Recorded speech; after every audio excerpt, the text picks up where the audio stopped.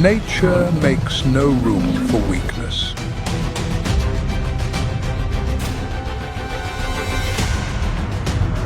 Every day is a battle for survival. The hunter is always waiting for one mistake.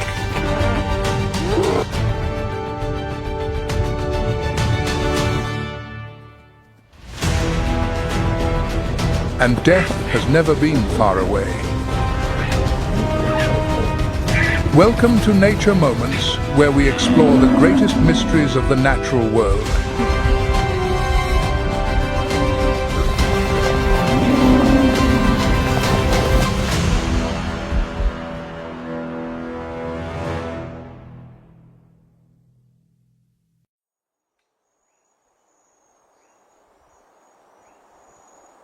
(109°F).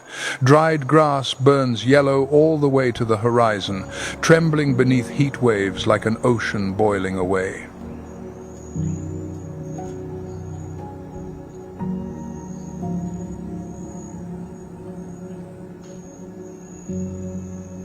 The East African sun does not shine, it presses down, heavy, blinding white, without mercy.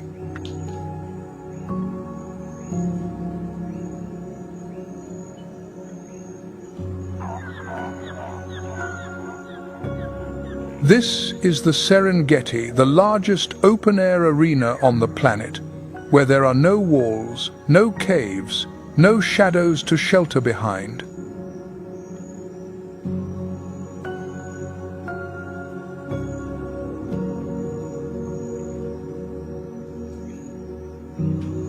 "30,000 square miles of grassland stretching from the foot of Kilimanjaro to the shores of Lake Victoria, a vast golden carpet where every blade of grass is soaked in blood."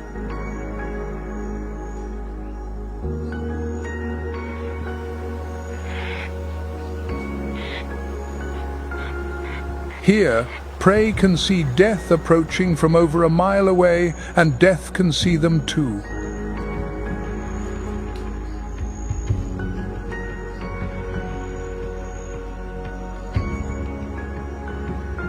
Nothing is hidden, no one is spared.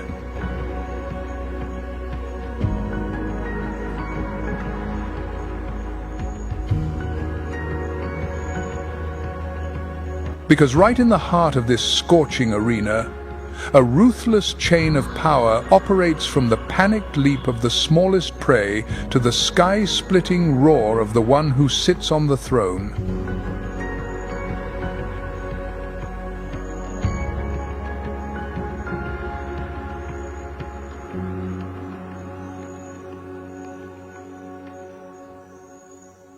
At the lowest tier, impalas live every second as though it were their last.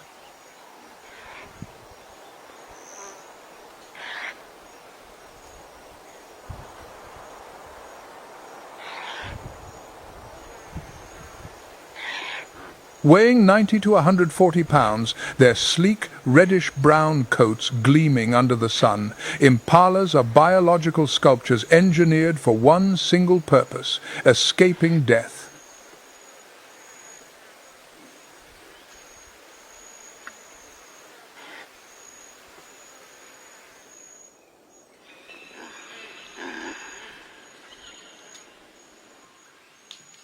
Their leaps reach 33 feet in length and 10 feet in height, a perfect parabola slicing through the hot air.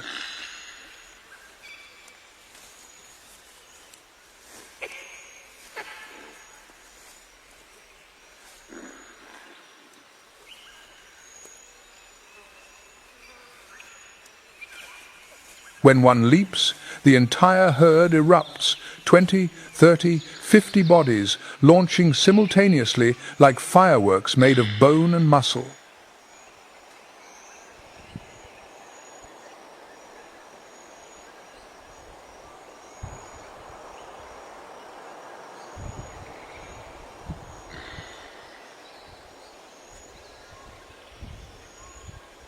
A predator's eyes cannot lock onto a target when 50 targets take flight at once. Chaos by design.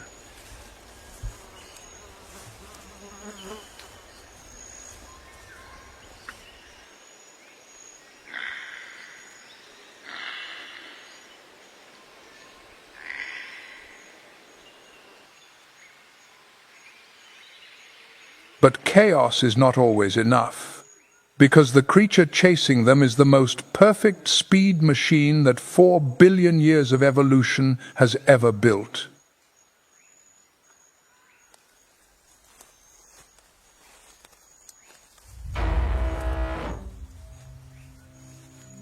The cheetah.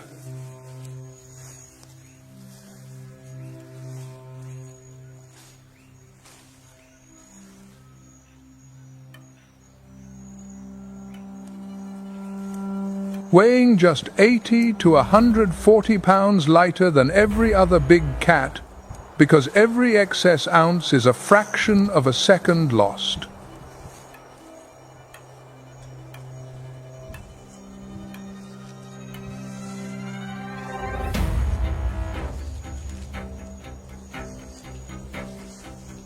Its spine curves like a drawn bow, stretching and contracting with every stride, extending each step to 23 feet, from a standstill to 60 miles per hour in 3 flat seconds.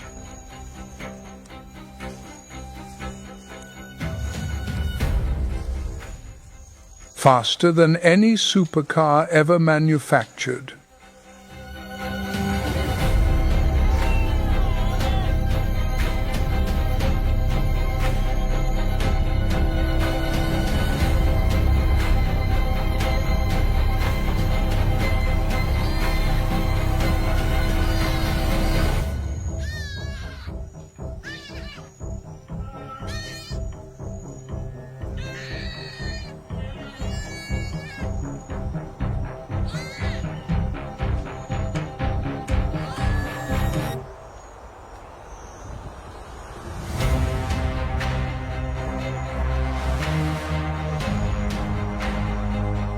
Semi-retractable claws dig into the ground like sprinting spikes. A long flat tail pivots mid-stride at top speed. Every detail on its body serves a single word: faster.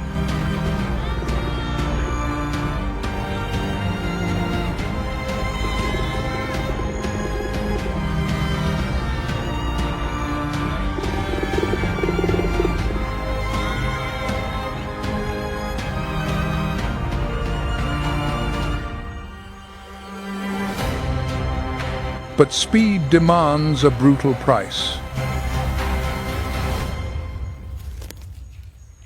After every chase, the cheetah's body temperature rockets to 106 degrees Fahrenheit, the threshold where brain cells begin to die.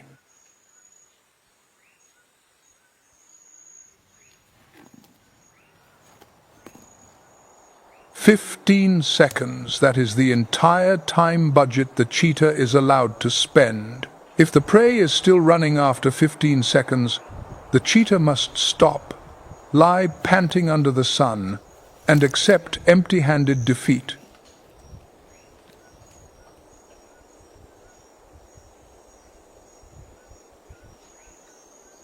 Success rate: just 4 to 5 out of every 10 attempts.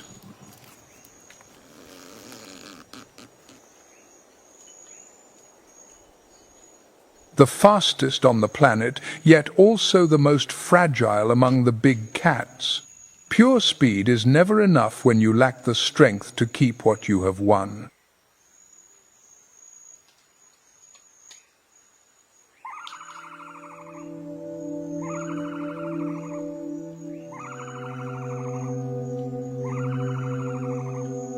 But not every creature chooses to run. Some choose to stand and turn their own bodies into weapons.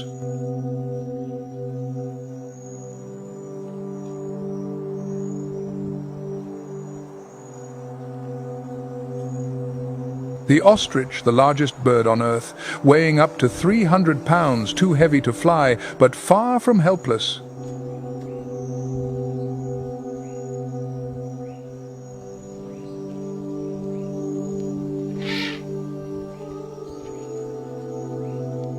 muscular legs deliver kicks with enough force to crush a lion's skull, and reach speeds of 43 miles per hour on the ground, faster than any land bird alive.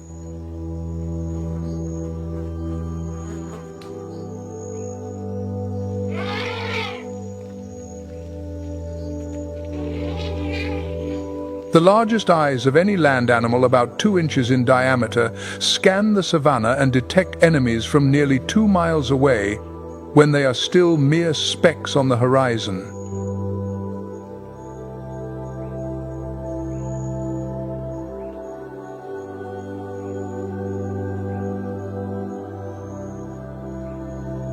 Males defend their nests with primal fury, spreading wings spanning 6.5 feet, charging headlong into intruders.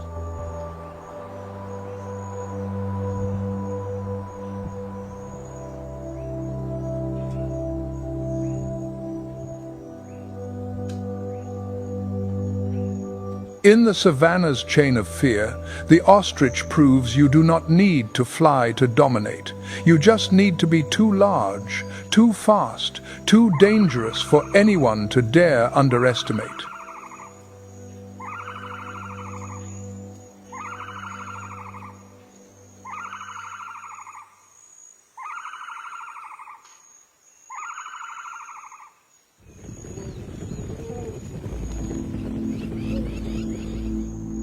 Then comes the river of life, the wildebeest.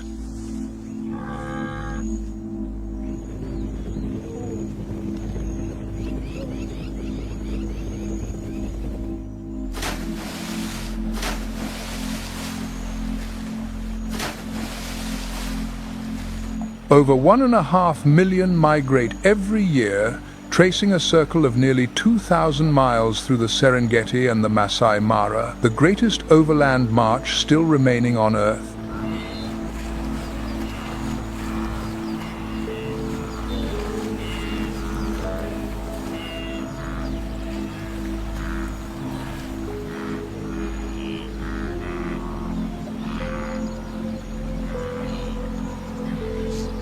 Weighing 260 to nearly 600 pounds, they move like a black ocean hooves, pounding dust into the sky, the thundering rhythm rumbling underground like war drums of an army with no general.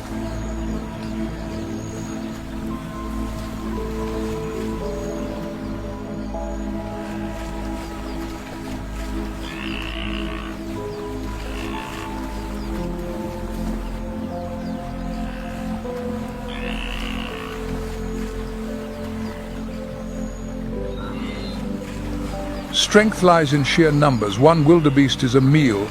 1.5 million is a catastrophe for anyone foolish enough to charge into the current.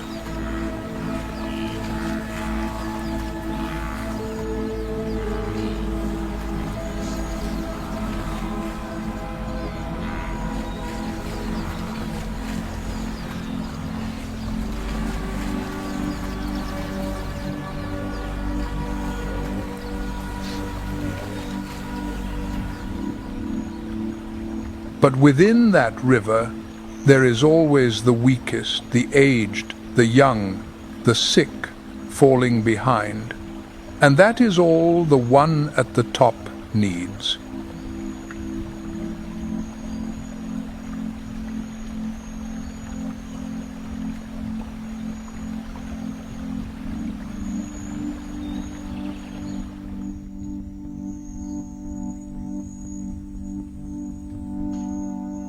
The lioness, the true hunter of the savannah.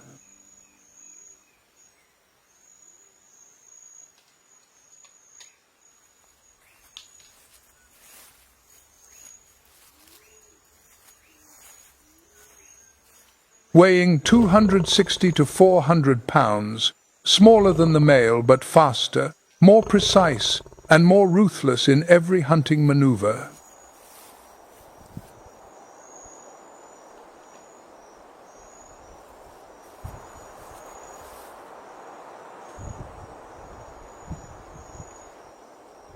They never hunt alone, 2, 3, sometimes 6, forming tactical formations like a special operations unit across the grasslands.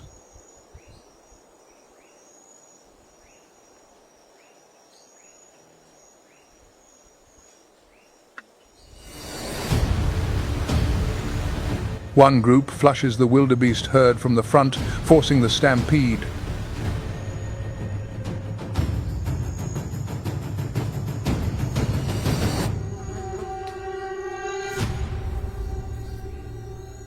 Another flanks from both sides, closing the distance.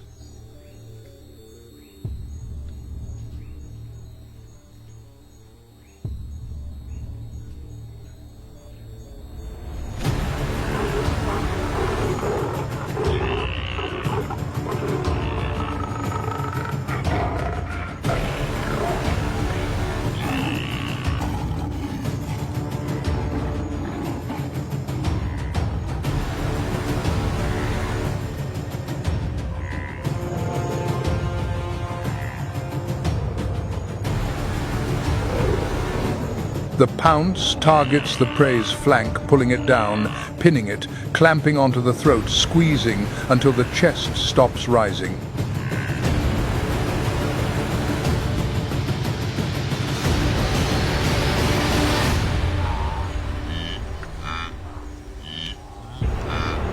But the African savannah is not the only place where evolution has carved a chain of fear.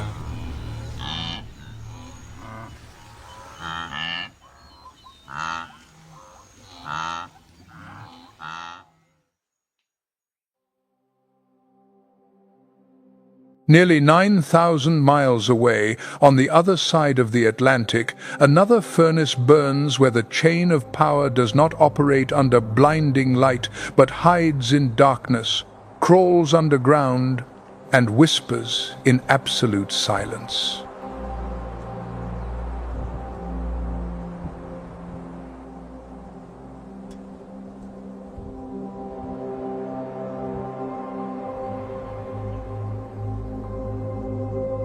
Ground temperature hits 177 degrees Fahrenheit. Air rises like steam off a red-hot skillet, bending the horizon into trembling ripples.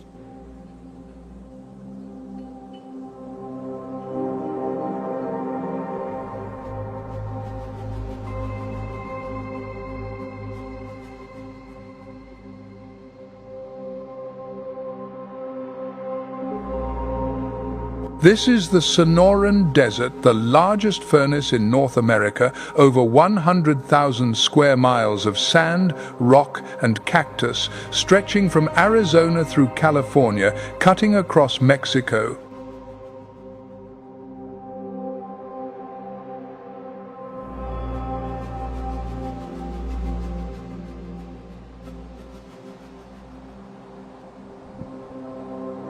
Nothing survives here. At least, that is what everyone thinks.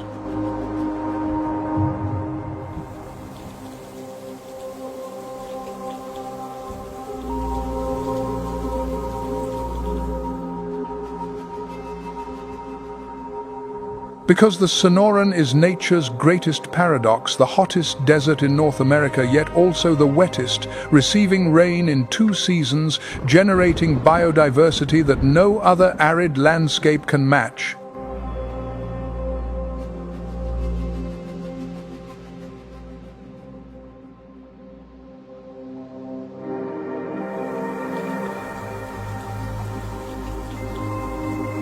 Over 2,000 plant species root themselves in the parched earth.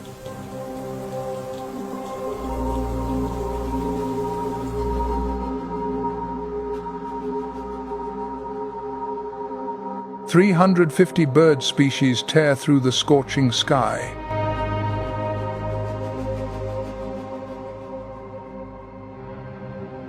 "60 mammal species prowl in the darkness.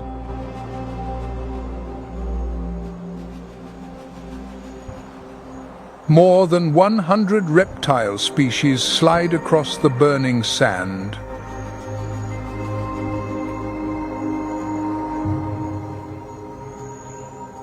But biodiversity also means more prey. and more predators wanting to eat them.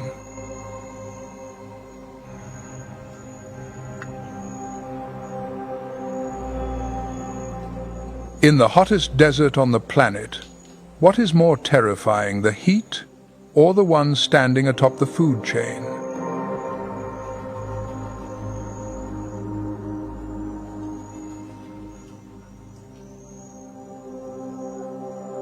The answer begins at the bottom, at the lowest tier.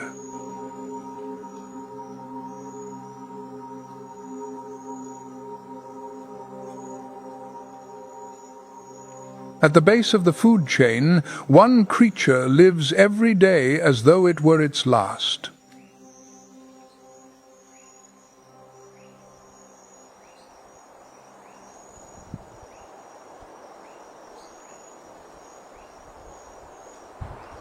The desert cottontail.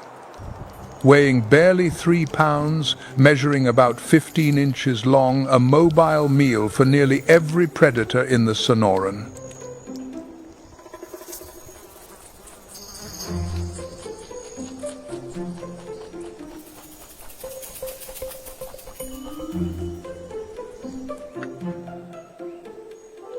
Enormous ears making up 14% of its body size, not for better hearing, but for survival.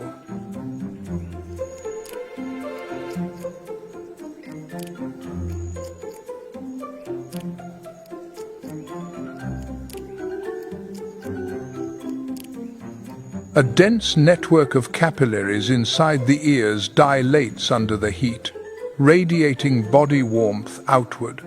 A perfect biological cooling system.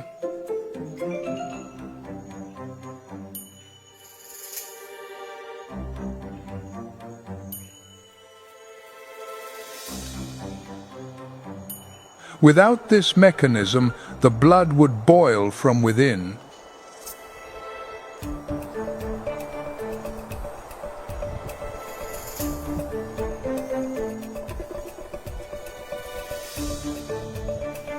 At dawn and dusk, when temperatures drop just enough, the cottontail leaves its shelter.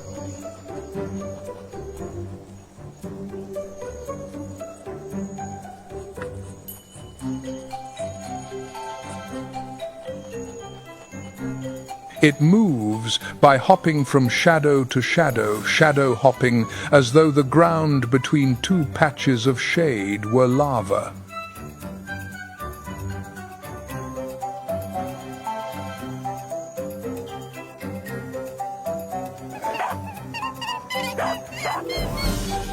Every hop is a life or death calculation. The distance between two shadows, the angle of the sun, the direction of wind carrying enemy scent.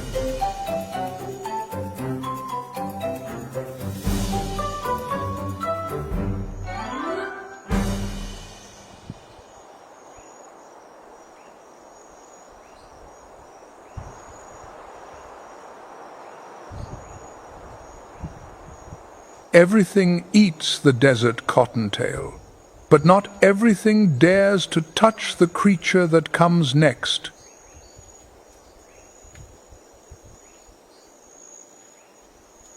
The horned lizard, tiny, slow, and looking like a rock with legs.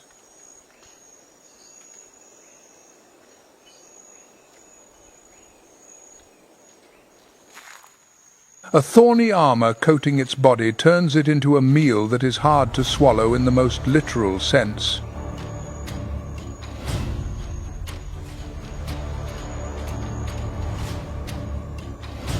Any predator that tries to gulp down a horned lizard faces dozens of spines jabbing into the roof of its throat.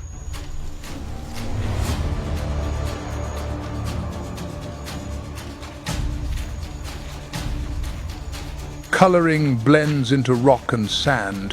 Thorny armor transforms its body into a fortress. But that is only the first line of defense.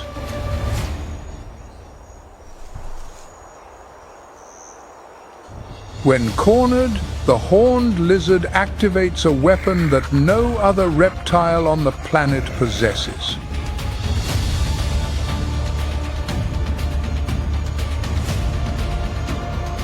It shoots blood from the corners of its eyes, up to 5 feet.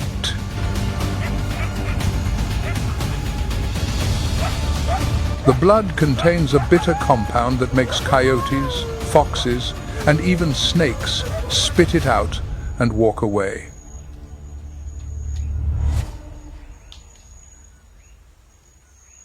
The most fearsome biological weapon in the desert does not come from fangs or claws, but from the eyes.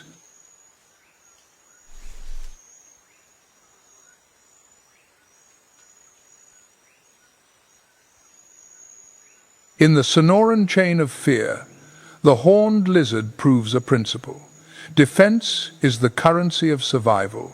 No need for speed, no need for size. Just be horrifying enough that no one wants to try.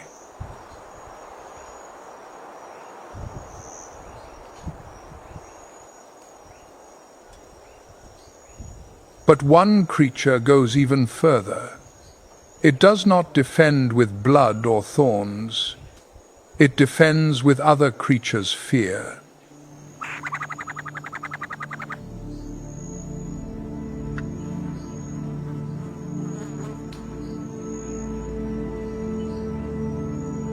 The burrowing owl, the only owl in the Sonoran that lives underground.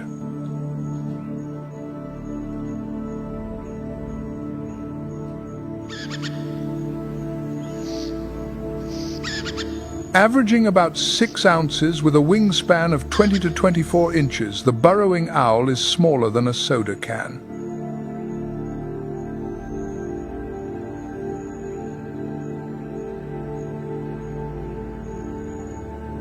But do not underestimate it.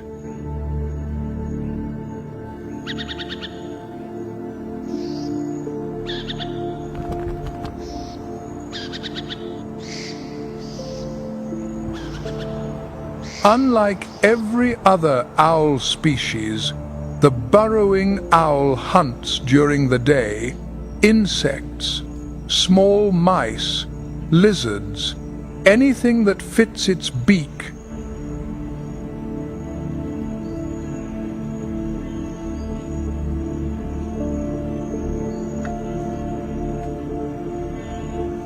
Abnormally long legs allow it to run across the ground, a terrestrial hunter in the form of a bird that belongs to the sky.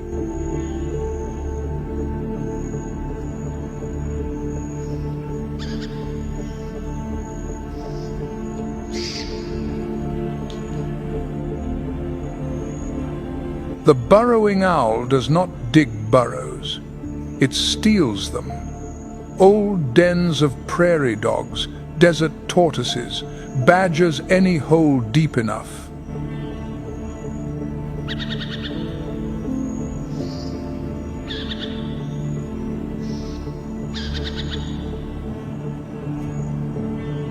And when an enemy approaches the burrow entrance, the burrowing owl produces a sound that makes every desert creature freeze solid.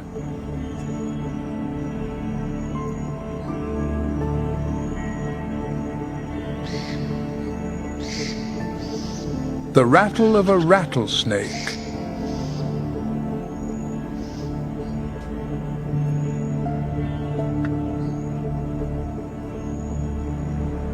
Not a real rattlesnake, but the burrowing owl perfectly mimicking the hiss of the desert's most feared killer.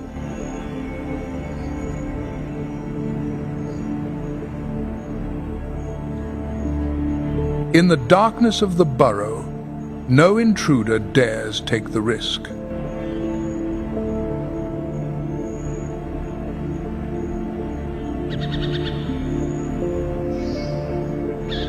"6 ounces, no venomous fangs, no thorny armor, but the burrowing owl has turned fear itself into a weapon."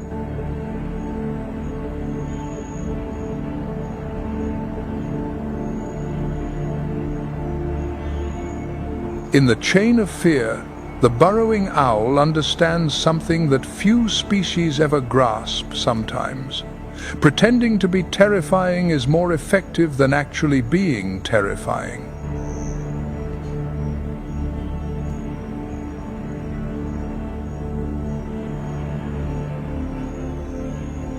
But mimicking a rattlesnake only works when the real thing is not nearby.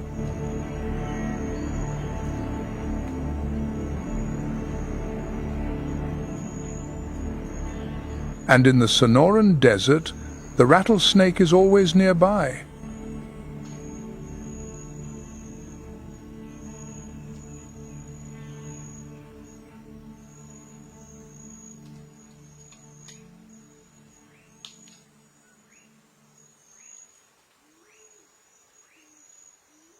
From this tier upward, the line between hunter and hunted blurs. Every creature is both the terror of those below and the potential meal of those above.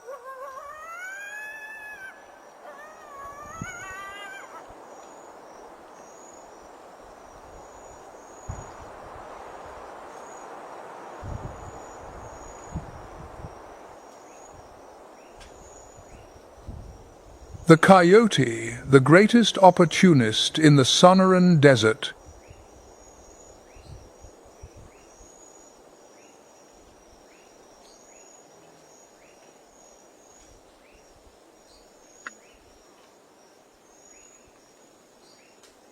In the Sonoran, coyotes are smaller than their northern cousins, just 25 to 30 pounds. Their greyish-brown coats thinner to shed heat.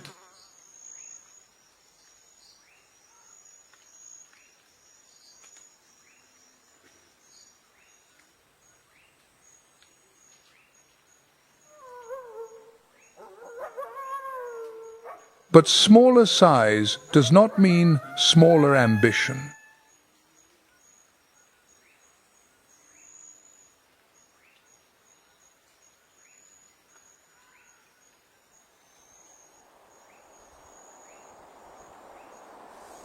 Coyotes eat everything: cactus fruit when hungry, rabbits when they find them, lizards when convenient, carrion when no other option remains.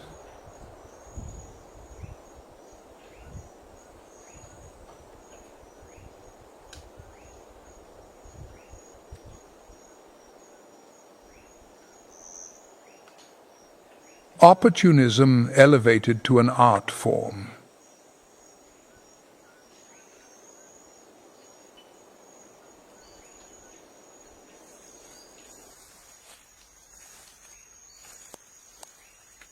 When hunting small prey, the coyote works alone, stealthy, patient, then exploding in a burst, reaching 40 miles per hour.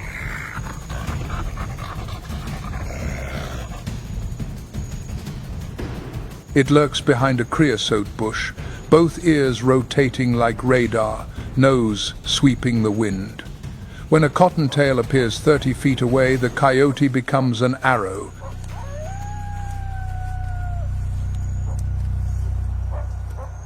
But on the rocky slopes, the coyote loses. Desert bighorn sheep climb at 15 miles per hour, up near vertical cliff faces where no coyote can follow.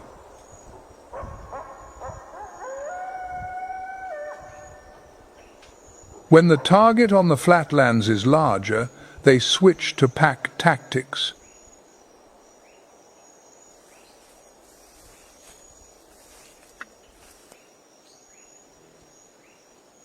That is where the hunter must constantly look over its shoulder.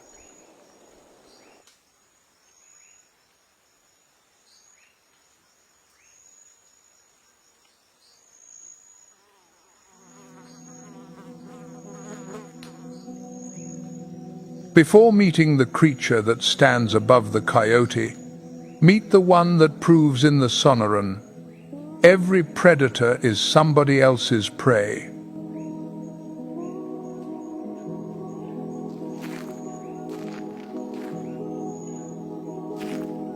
The greater roadrunner, the fastest running bird in the world that can still fly.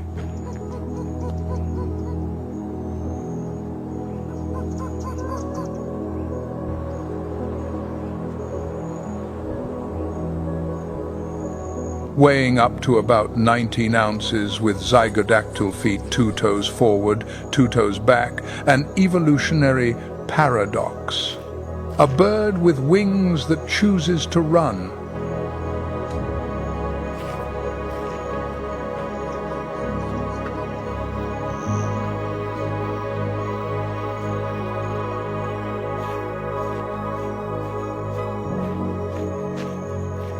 "26 miles per hour on the ground, faster than any other running bird that still retains the ability to take flight."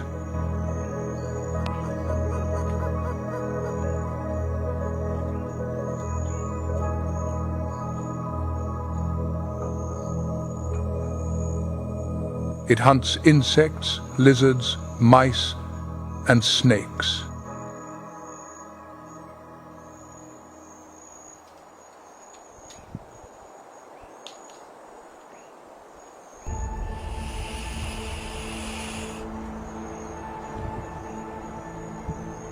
The showdown between the greater roadrunner and the rattlesnake is one of the most iconic battles in the natural world.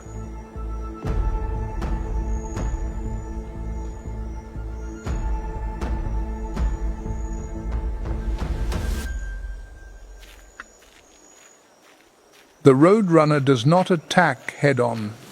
It provokes, fanning its wings, hopping back and forth, forcing the rattlesnake to strike first.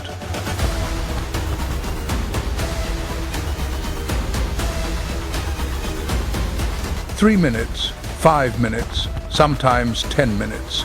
A war of attrition that the roadrunner always wins because it possesses something the rattlesnake does not: endurance.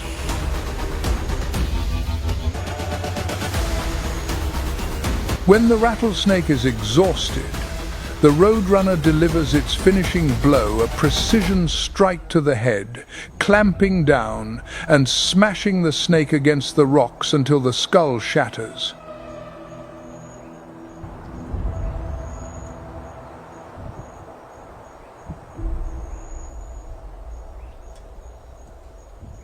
Speed defeats venom.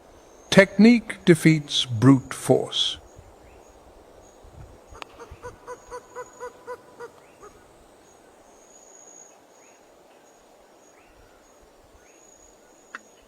But the roadrunner is not invincible. Hawks, eagles, owls, and the coyote itself all consider it a meal.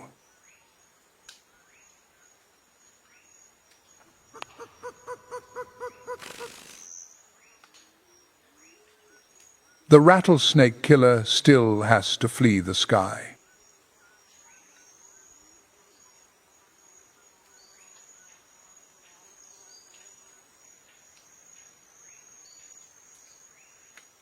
In the chain of fear, the roadrunner proves a harsh truth: there is no such thing as a pure predator. Every attacker is someone else's target.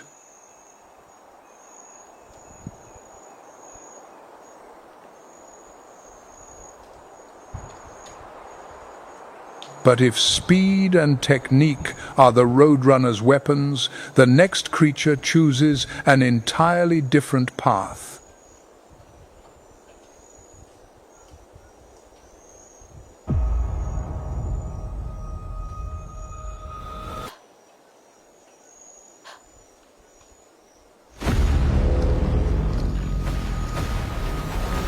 It does not need to be fast, does not need to be agile. It only needs a single drop.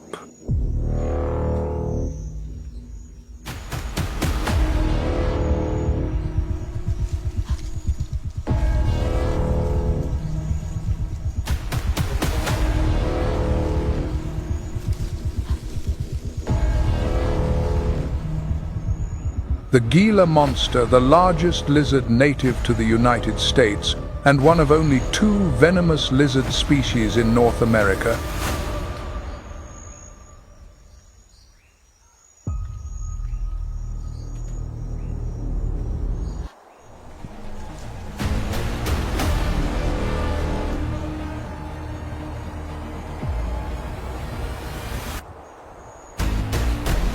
weighing 3 to 5 pounds, measuring up to 22 inches long, a stocky body covered in orange and black beaded patterns.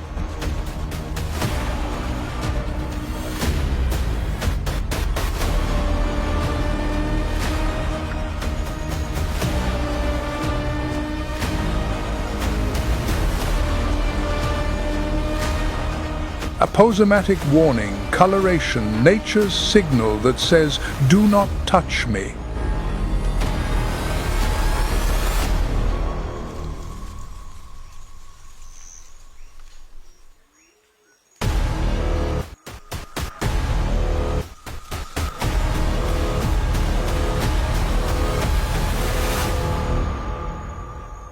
The Gila monster moves at the pace of a creature that does not need to hurry, because when you possess venom, haste is unnecessary.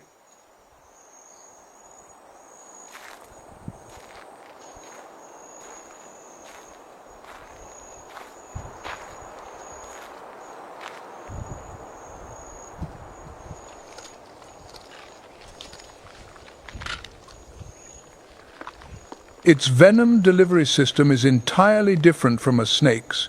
Venom glands sit in the lower jaw, secreting toxin into grooves along the teeth.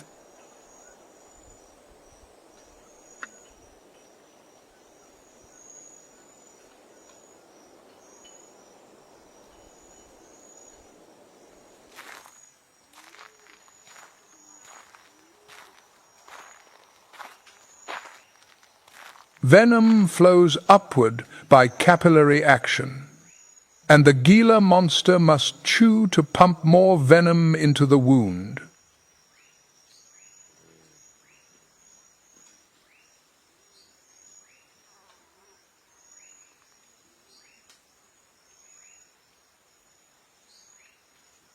That is why it does not let go.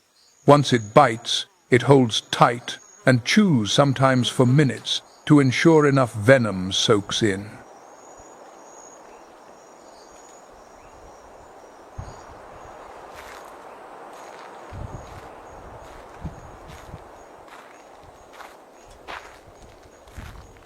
A thick tail stores massive fat reserves, allowing it to consume a third of its body weight in a single meal and then fast for weeks.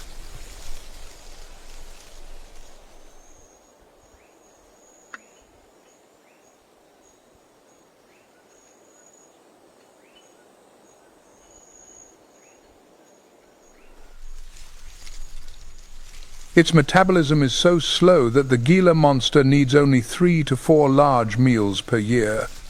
The rest of the time, it simply exists.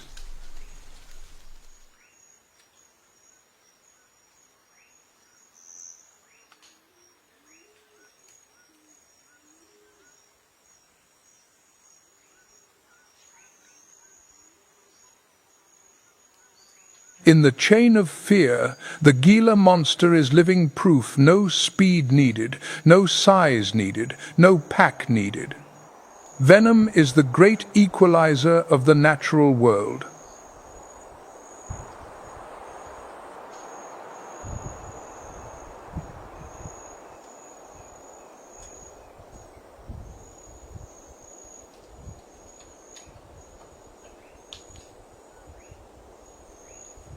If you too are captivated by the hidden chain of power in the Sonoran Desert, leave your thoughts in the comments below.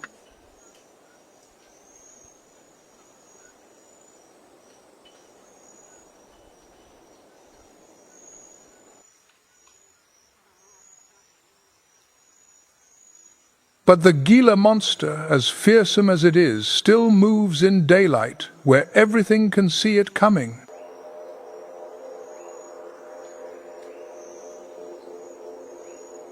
The next creature gives no one that chance.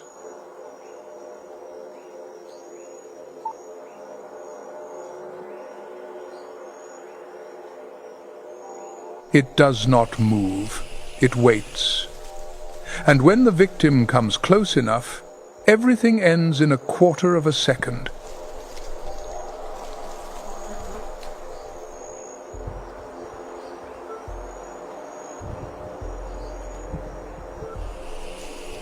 The western diamondback rattlesnake, the invisible assassin of the Sonoran Desert.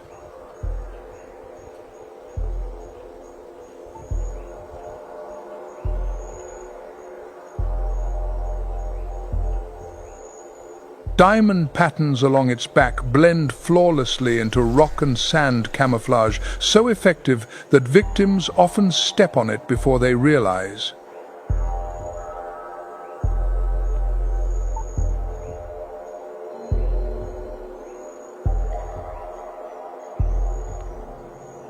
A triangular head, vertical elliptical pupils, and an organ that no other reptile in this desert possesses.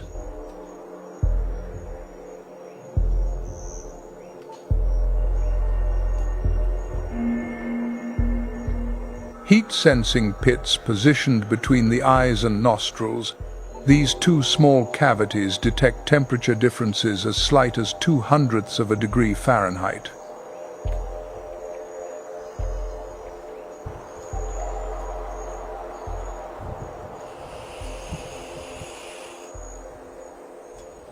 The rattlesnake's strategy is a masterpiece of patience.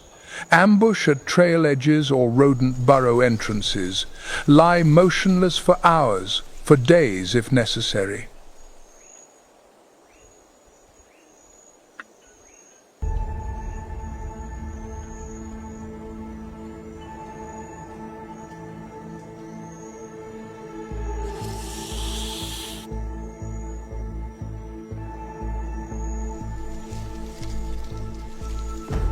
When the prey comes close enough, the strike erupts in under 1/4 of a second. Fangs pierce flesh, venom pumps in, then immediate withdrawal.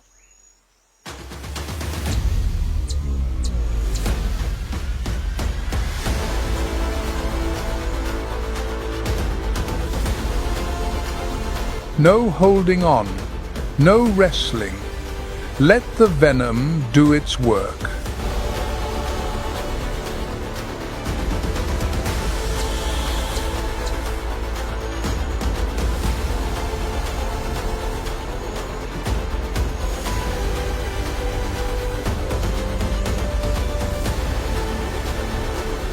Strike, retreat, track, swallow. No wasted energy, no unnecessary risk. Every bite is an investment, and the rattlesnake never invests at a loss.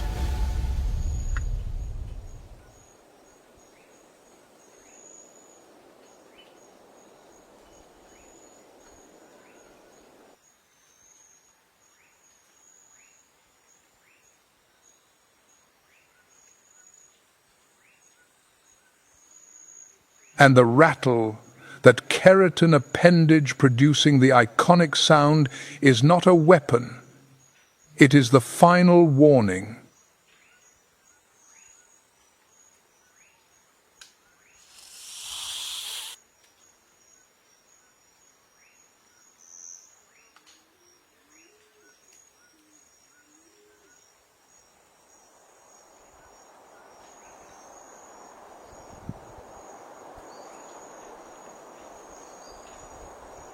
In the Sonoran chain of fear, the rattlesnake is fear made audible. The rattle is the sound of death.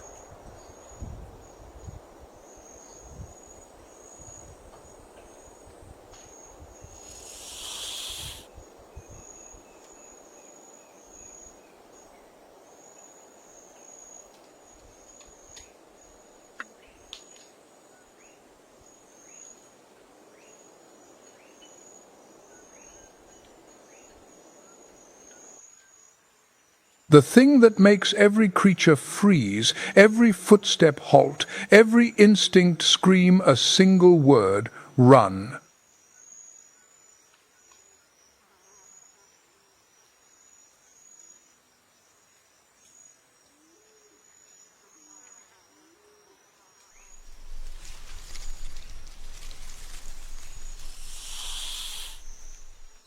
But the rattlesnake's sound, however haunting, is merely a whisper compared to the absolute silence of the one we are about to meet.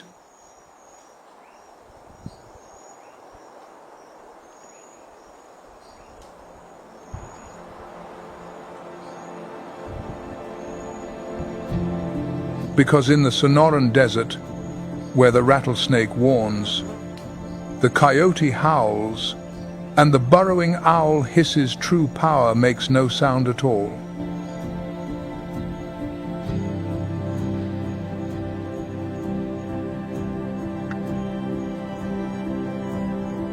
It arrives in silence, and by the time the victim hears it, it is already too late.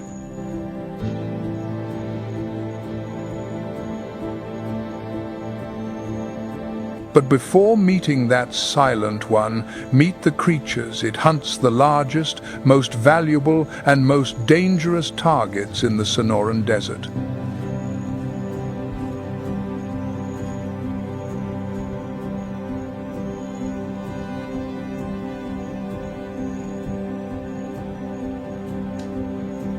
The mule deer, the largest prey moving across the Sonoran floor.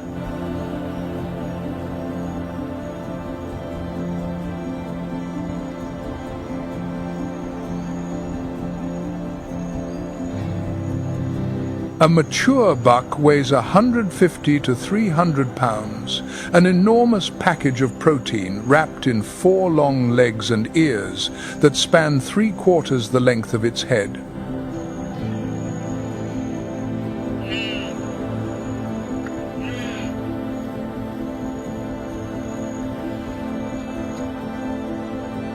Those enormous ears, the same heat-dissipating principle as the cottontails, but at 10 times the scale rotate continuously, sweeping sound from every direction.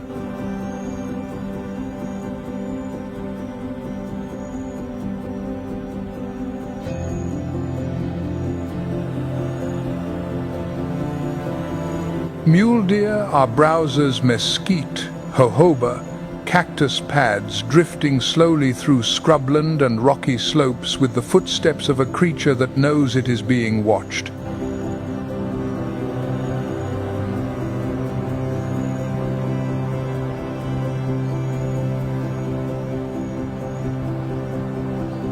Because the mule deer is always being watched.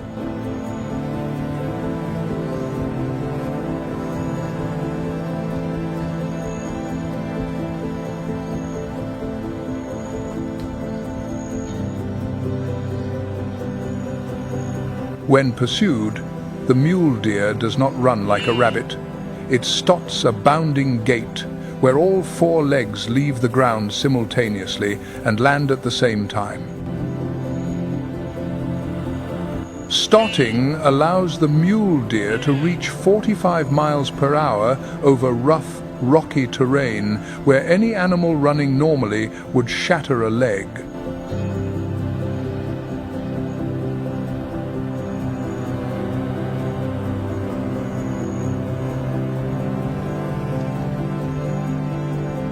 Broad hooves grip desert rock.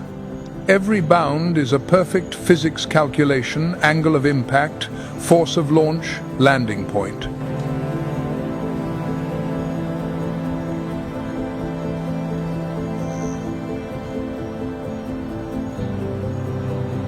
In the chain of fear, the mule deer is the grand prize, too heavy to ignore, too fast to catch easily, too valuable for the one at the top to overlook.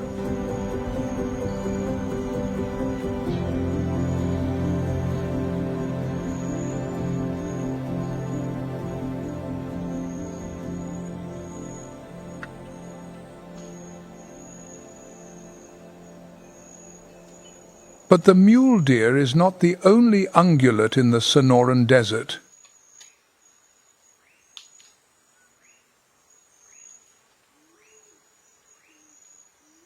The desert bighorn sheep lord of the cliff faces.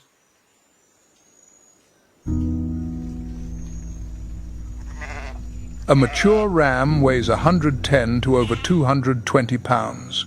Curling horns weigh up to 30 to 40 pounds, nearly the weight of a full-grown coyote.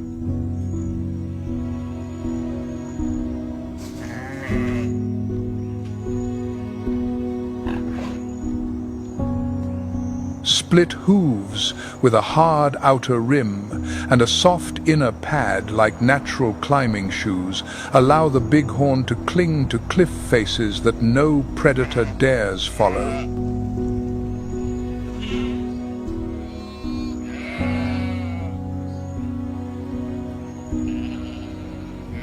They leap across crevasses 7 feet wide, twisting mid-air to land on ledges only inches across.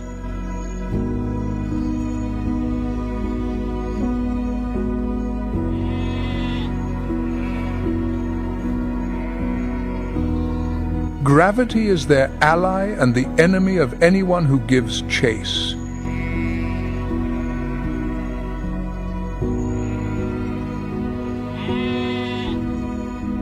Speed on flat ground, 30 miles per hour. Speed on mountain slopes, 15 miles per hour.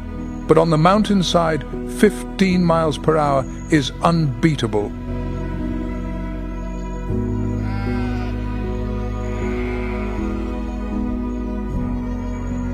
In the chain of fear, the desert bighorn chooses the vertical where the rules of the desert do not apply, where gravity replaces fangs and claws as the line of defense.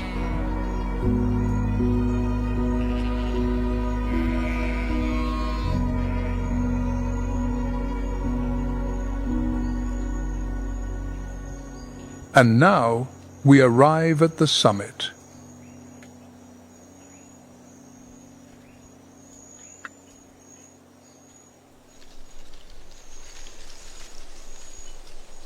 The mountain lion, puma, cougar, panther.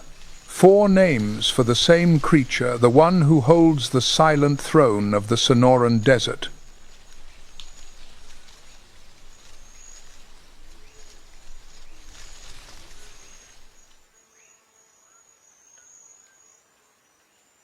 A mature male weighs up to 220 pounds. Amber-green eyes sweep through darkness with vision 6 times sharper than a human's.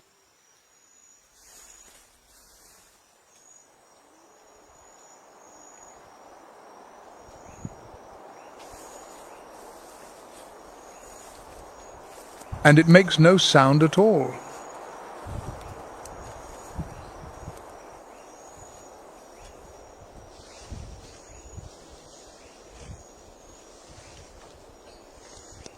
In a desert where the rattlesnake warns with its rattle, the coyote declares territory with its howl, and the burrowing owl fakes a hiss, one creature chooses silence.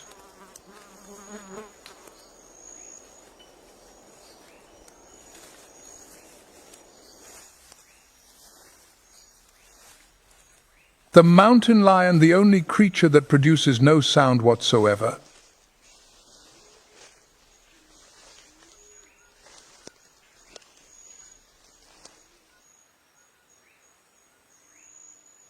Because it does not need to warn anyone.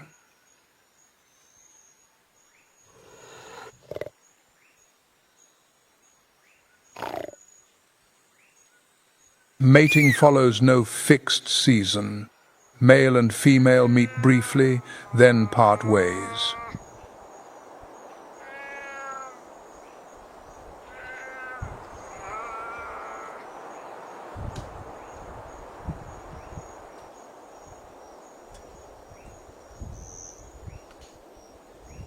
Gestation lasts 82 to 96 days. The female raises her cubs alone, just like the cottontail at the bottom of the chain.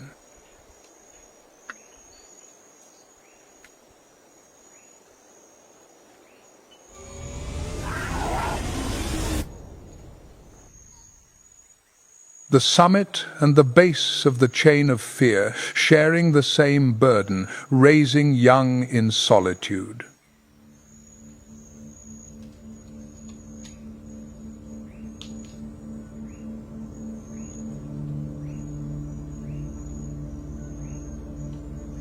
But there is one difference.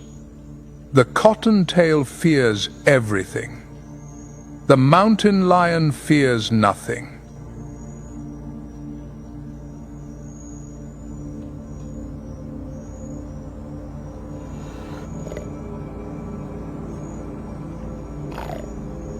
In the chain of fear of the Sonoran Desert, every creature exists at the mountain lion's discretion.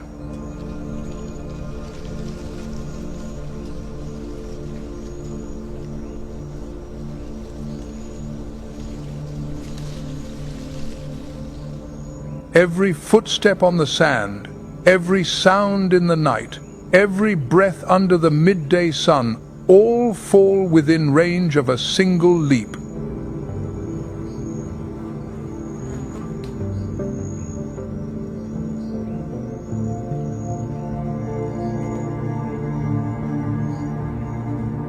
And the final lesson of the chain of fear: in a desert where the rattlesnake warns, the coyote howls, the burrowing owl hisses, true power is silence.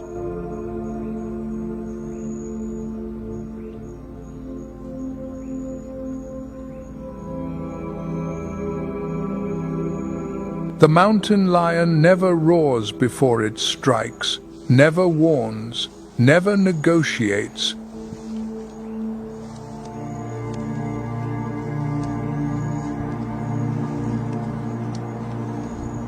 Silence.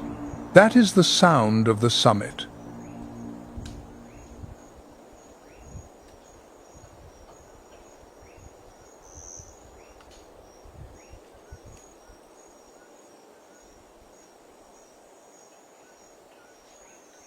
But the chain of fear from the African Savannah to the Sonoran Desert, no matter how merciless, now faces a new predator.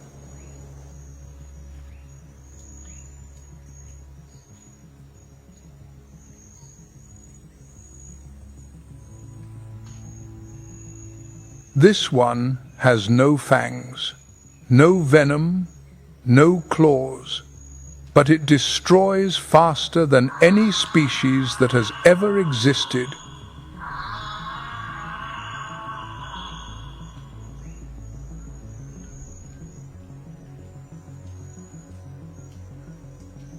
The mountain lion, the apex of the chain of fear, is being hunted by guns, by traps, by retribution from ranchers who have lost livestock.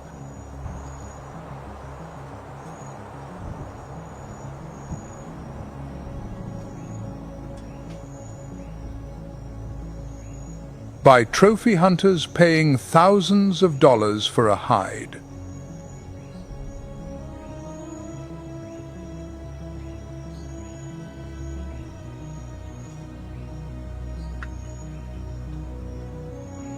The Gila monster, the lizard with the desert's most fearsome venom, is listed as a threatened species.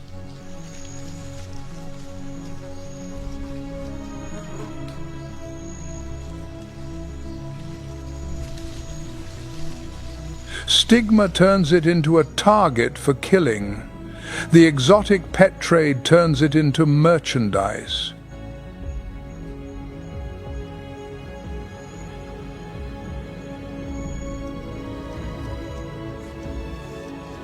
The mule deer, the greatest prize in the food chain, is being severed from its migration corridors by fences, highways, and new housing developments.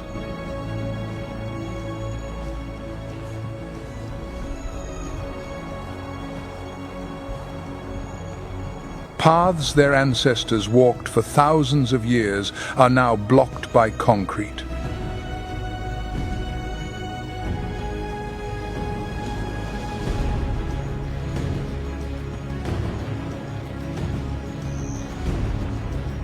Urbanization devours the desert.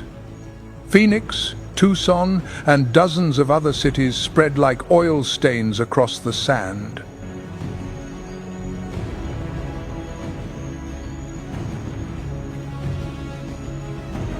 Every year, thousands more acres of desert become parking lots and golf courses.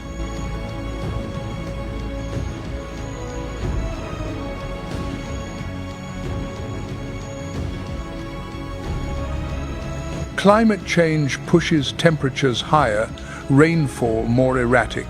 The wettest desert on Earth is growing drier.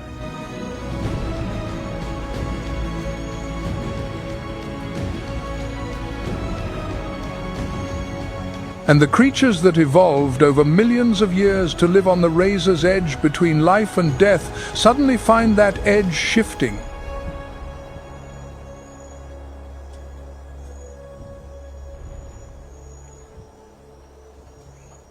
The chain of fear from the Serengeti to the Sonoran has operated for thousands of millennia.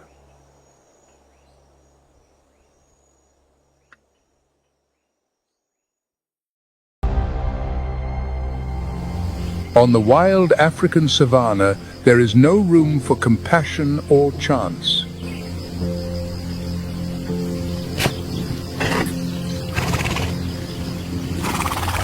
Each day is an epic of survival, written by the sun, the wind, and the unforgiving hunt.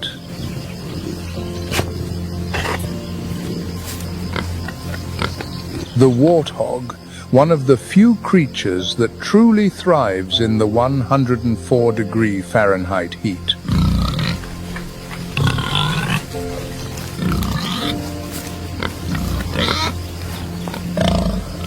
Their bodies lack sweat glands, so they seek out mud as a natural spa therapy, both to cool down and to protect their skin from parasites.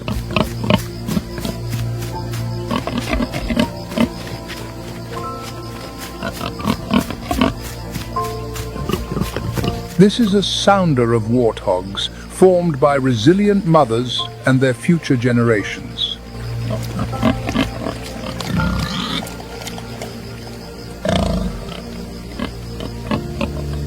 This social bond is their first line of defense.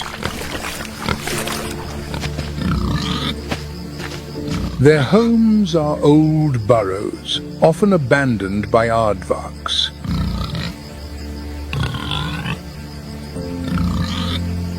A natural architecture with a biological air conditioning system that helps maintain a stable body temperature amidst the scorching heat.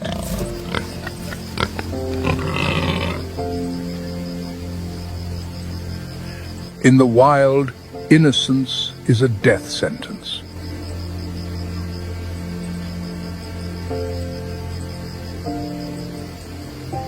The leopard, a solitary hunter, is a master of the art of stealth.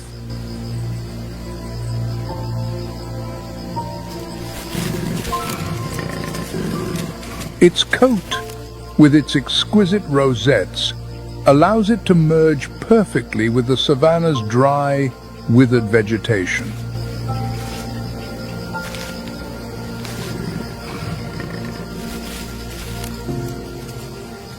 It approaches in absolute silence, every muscle coiled like a compressed spring, and its padded paws allow it to move without making the slightest sound.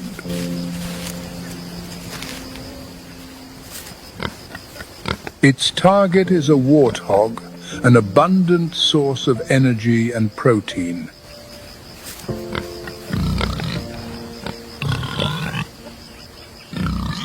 The dry season causes the prey's distinct scent to travel farther, guiding the hunter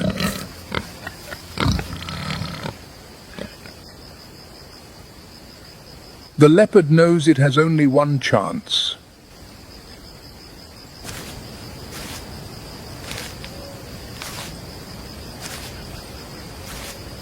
The attack must target the nape of the neck, the fatal weak point where the spinal cord meets the skull.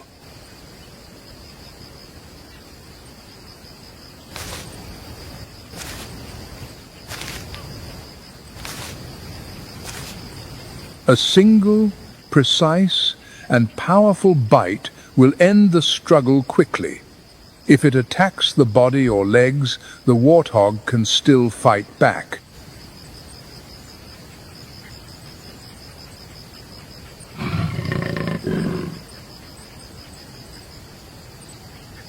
Its tusks, though short, are as sharp as daggers and are not for show.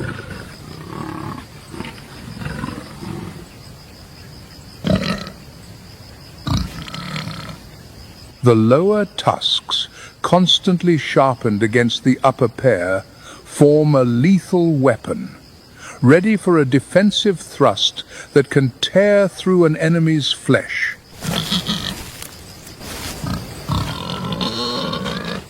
The hunt begins.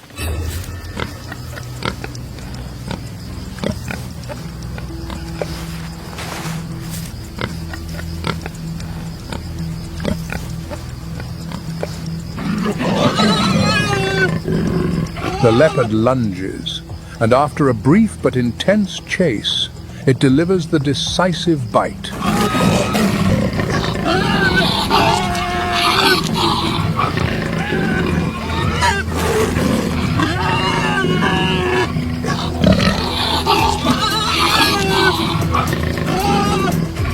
The struggle is over almost instantly.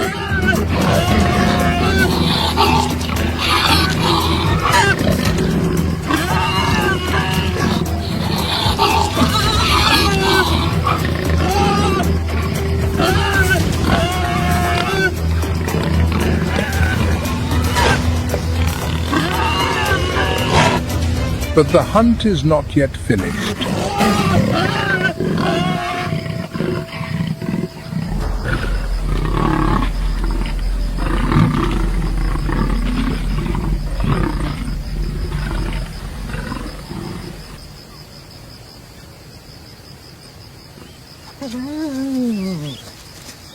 The scent of fresh blood quickly attracts other opportunists.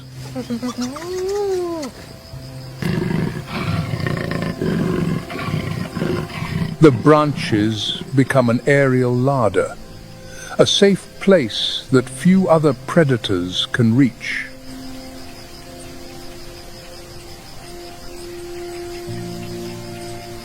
Here, among the leaves, the leopard can finally enjoy the rewards of a perfect hunt, a testament to its power, patience, and masterful skill.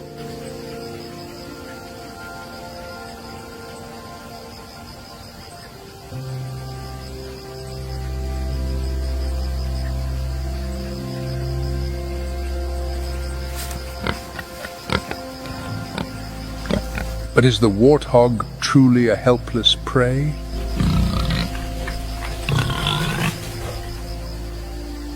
This pack of African wild dogs will give us the answer.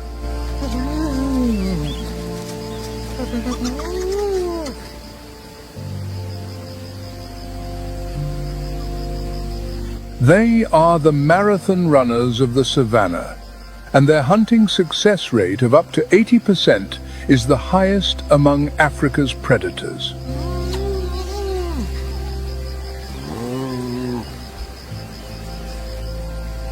And that reputation is not an empty boast.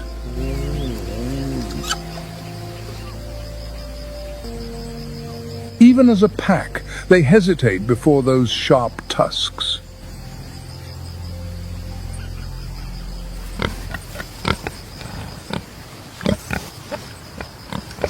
The warthog knows that the dry season and the midday sun are a predator's weaknesses.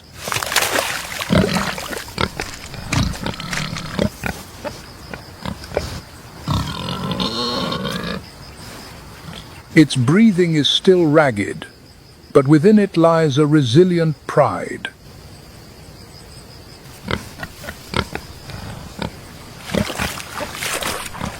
It has survived to fight another day.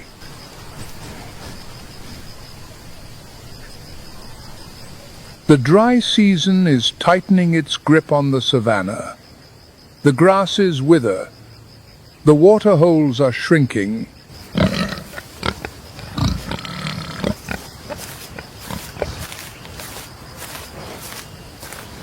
Yet the warthog seems to defy this rule.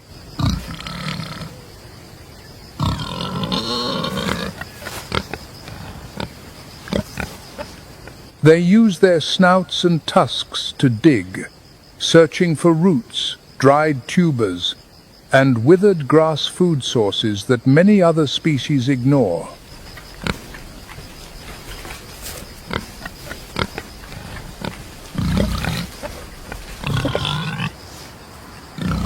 They can also endure many days without water, reducing activity at midday to conserve energy. But today, it has reached its limit.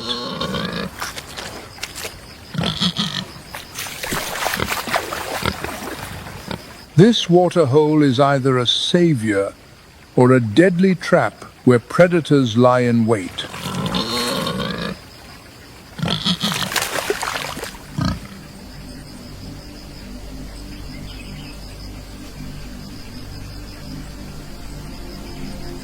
Few predators dare to risk hunting by day, but the cheetah is different.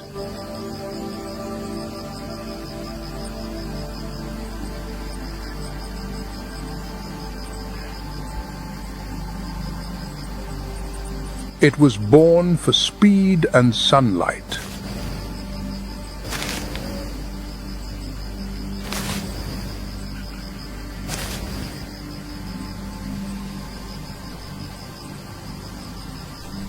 The black tear-like streaks under their eyes not only absorb the glaring light, but also help them focus on a moving target with high precision, much like the black stripes athletes wear under their eyes.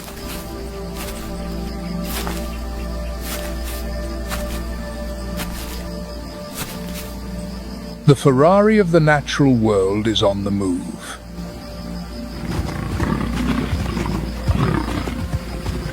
Its lightweight skeleton, flexible spine, and enormous lungs are all designed for a single purpose: explosive speed.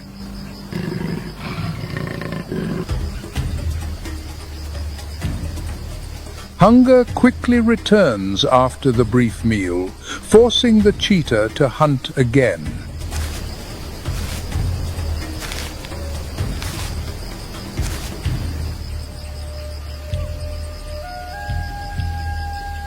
Speed comes at the cost of energy, and it must constantly refuel.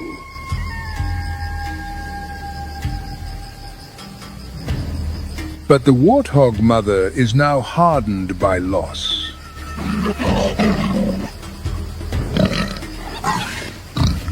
She will not lose another of her young.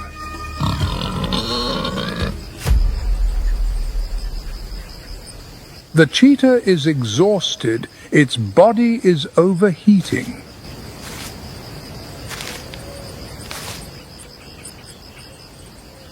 After a short chase, its body temperature can rise to dangerous levels.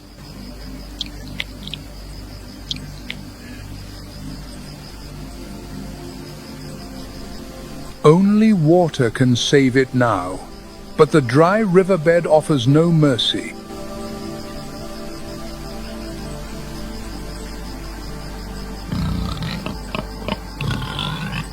Family ties have their limits. At 2 years of age, young male warthogs are driven from the sounder.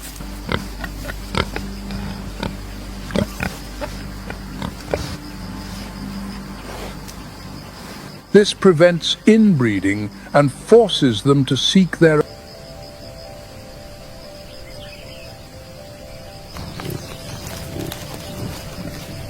The dry season in the southern Serengeti is still a fertile sanctuary.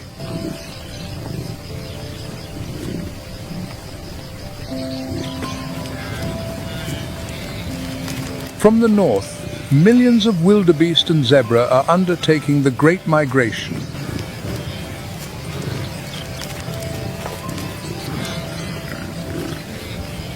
They journey relentlessly, following the rains and the green pastures.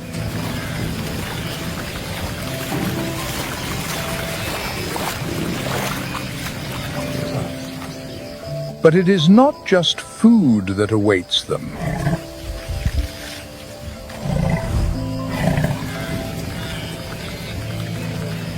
The thunder of hooves has awakened the proud rulers.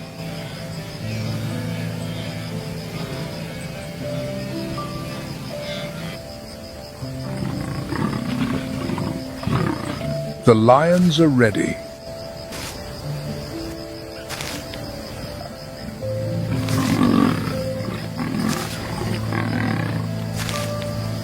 The harsh dry season is an advantage, helping them conceal themselves perfectly in the yellowed vegetation.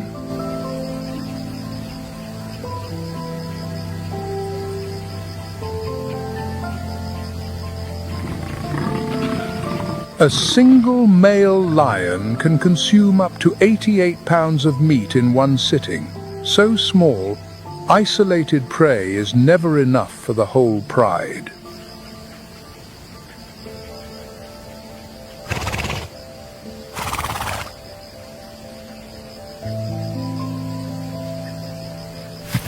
The lions begin to set a trap based on their age-old knowledge of the terrain.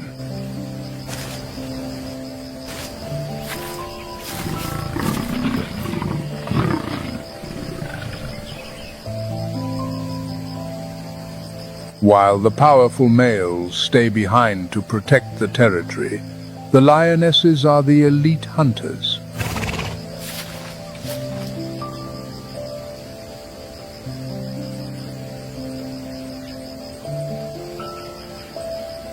They coordinate with the precision of a true army, targeting the dense herds of zebra.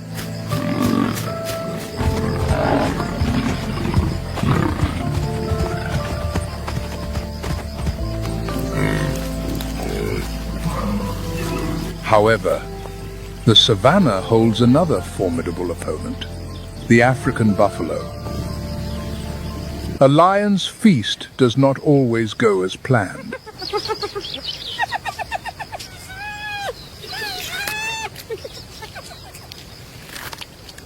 The spotted hyena.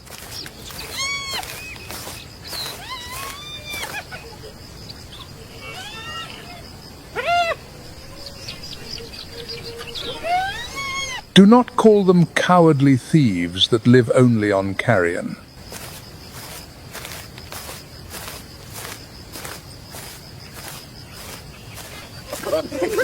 That would be an insult, as 90% of their food comes from their own hunts, thanks to their endurance and bone-crushing jaws.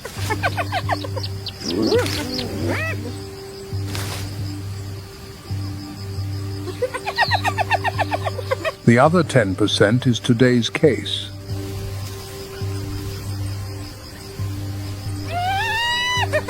This frenzied mob, with its characteristic chilling laugh, knows no fear.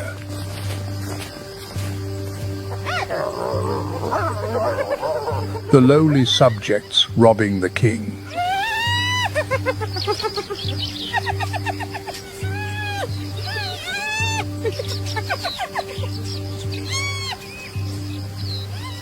But arrogance is always the sweetest poison before the fall.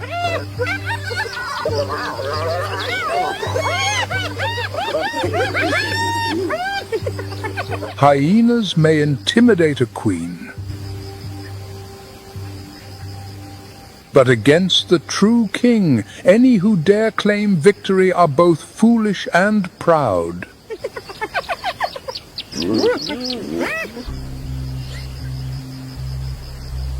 For a male lion, kingship is not a gift. It must be earned through blood.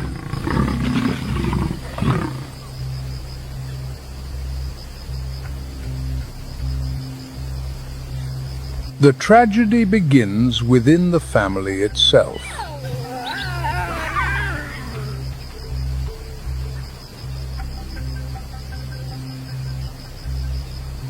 At the age of 3, young males are driven into a life of exile by their own father.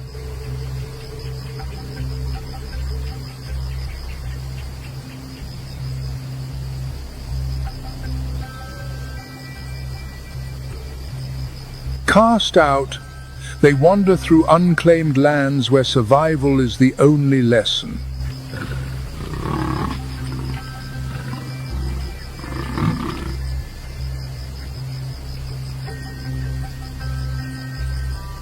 It is in this crucible of hardship that brotherly coalitions are forged.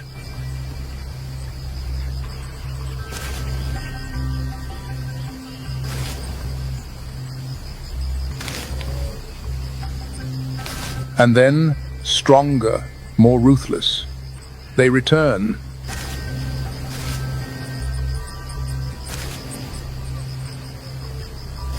Not for a reunion, but for an overthrow.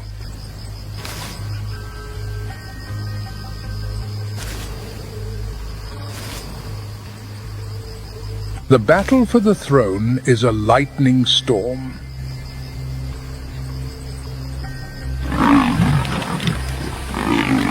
The lion is a sprinter, not a marathon runner.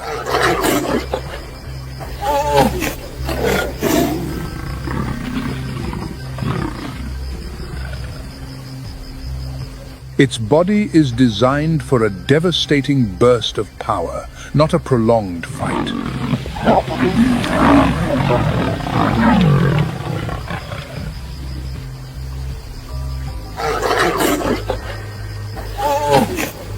Every second counts.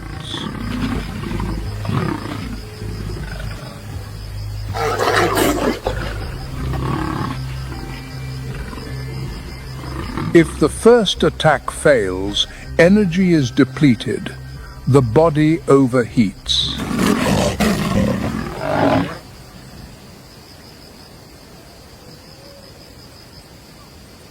The victor takes all.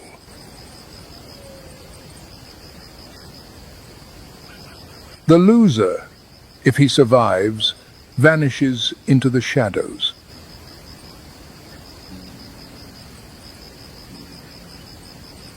The savannah has a new king.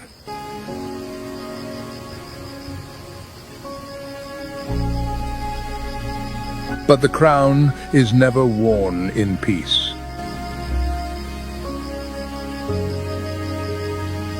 Because here, the cycle of power is eternal.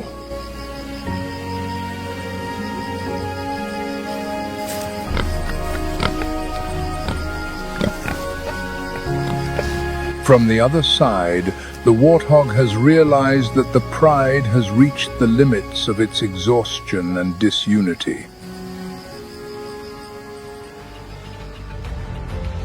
Appearing in the open before the starving predators is just the first step in its plan. A series of secret escapes, burrows known only to it, is the real key.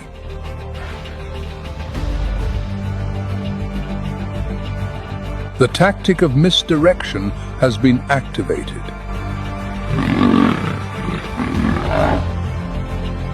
This is not a suicidal act, but pure provocation, a battle of wits. A lion's speed always surpasses a warthog's, but look at the sun. The midday heat is draining the hunter's strength.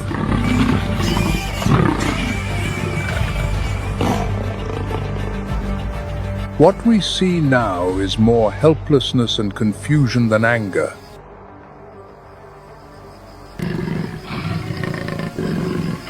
Panting, exhausted. That is the image of the tyrants now.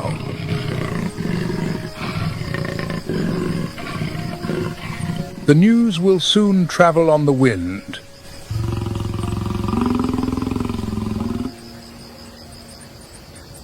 Today, the uncrowned kings have become a laughingstock in this arid, unforgiving land.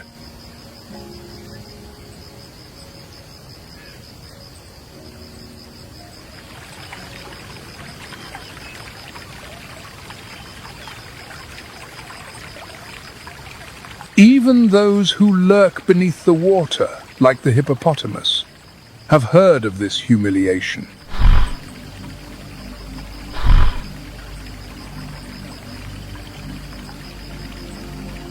That has truly infuriated the lion.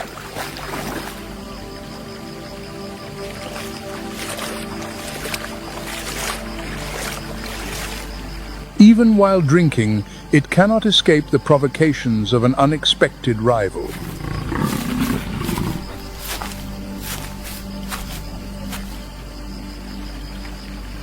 But the hippopotamus has never been one to be trifled with.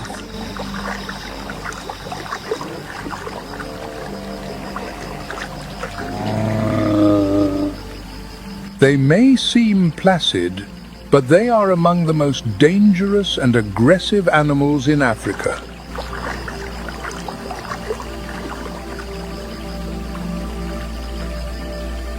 The lion's attitude has been noted by the giant.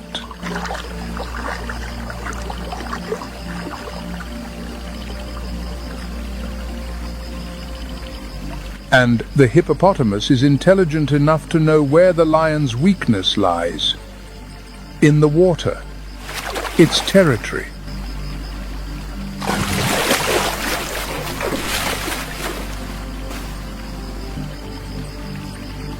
Just by approaching the water's edge, everything could collapse.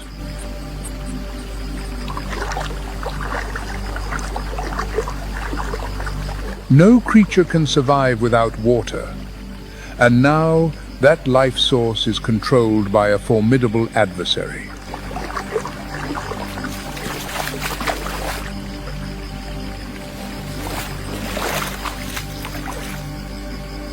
The lions, once again, retreat in silence, awaiting a day of revenge.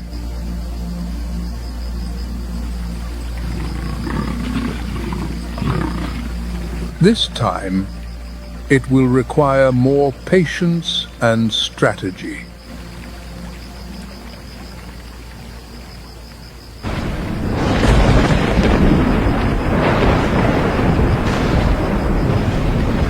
Sometimes, nature softens with gentle rains and cool waters, and fortunes change once more.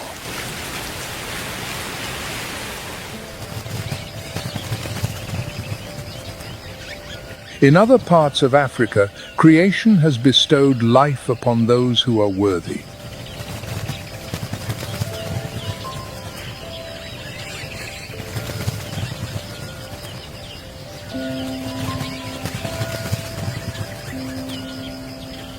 The Chobe River, a ribbon of blue winding through arid lands, is the lifeblood of an entire region.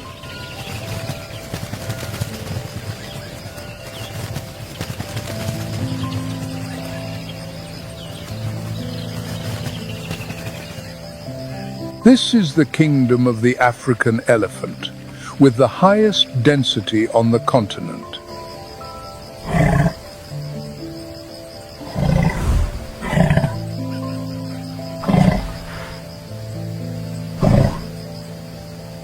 These giants stand up to 10 feet tall and weigh 6.5 tons, yet they move with a remarkable serenity.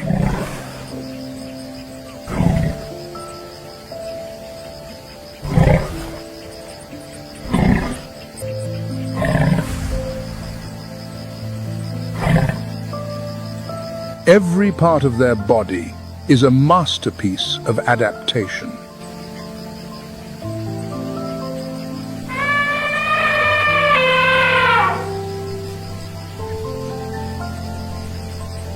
Their enormous ears are a sophisticated cooling system.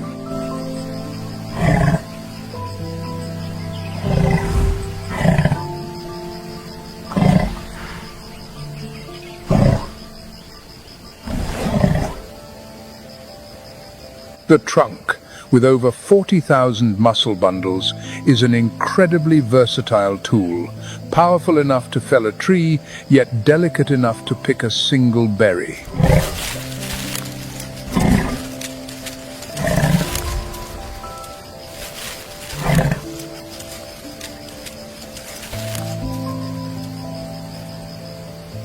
And their tusks are keys to survival, used to dig for water or strip bark from trees.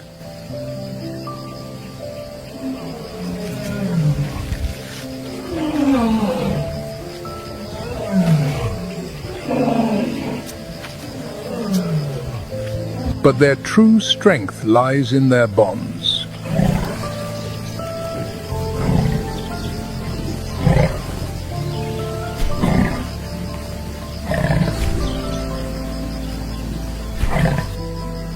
Each herd is a complex matriarchal society led by a wise older female.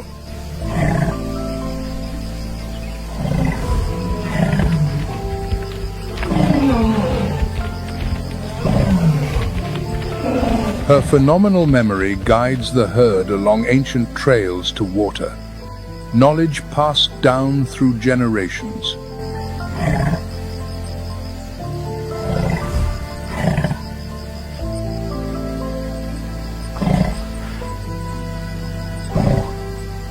They communicate using infrasonic sounds that humans cannot hear, vibrations that travel through the ground, connecting them across miles.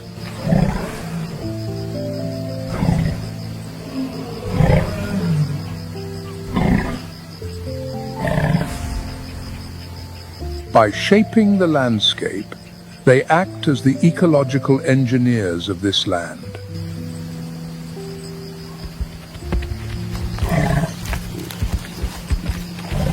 Yet, their future is fragile.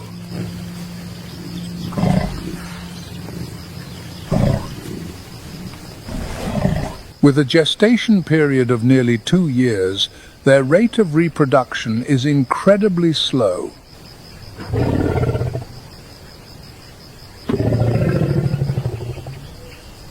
This fact, along with other threats, has placed this magnificent species on the near-threatened list.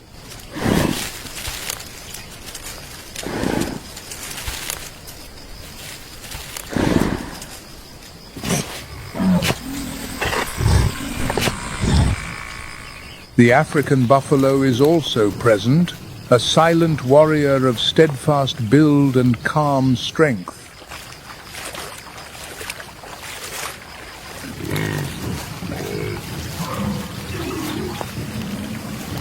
They are a symbol of Africa's resilience.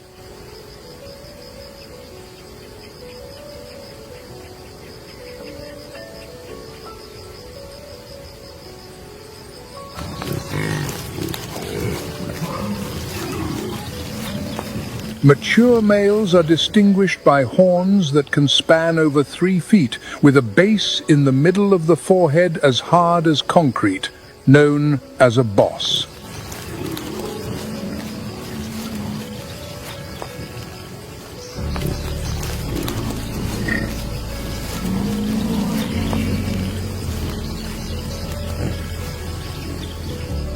This structure is both a protective shield and a symbol of authority in confrontations.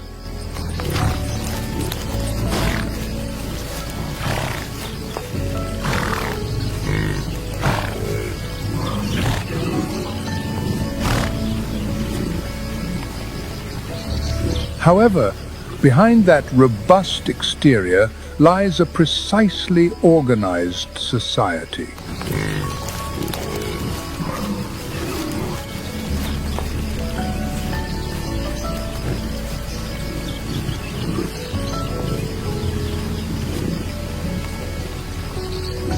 Large herds can exceed 1,000 individuals, led by experienced females.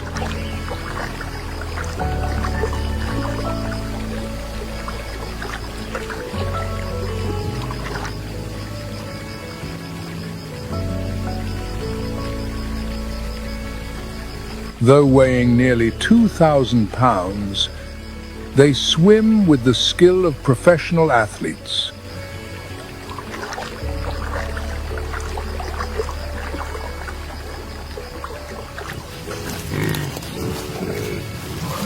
The Chobe River is not a barrier, but a corridor of life.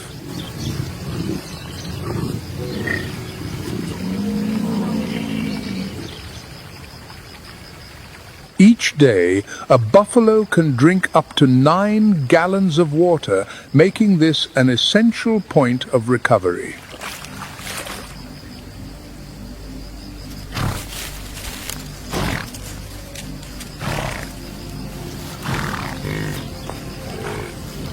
Within the herd, when a decision on direction is needed, buffalo do not command with sound, they simply vote.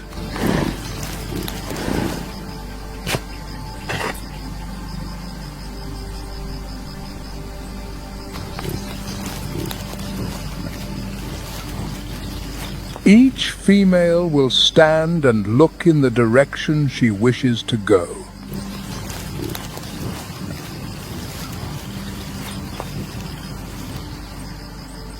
When a majority agrees, the entire herd moves as one.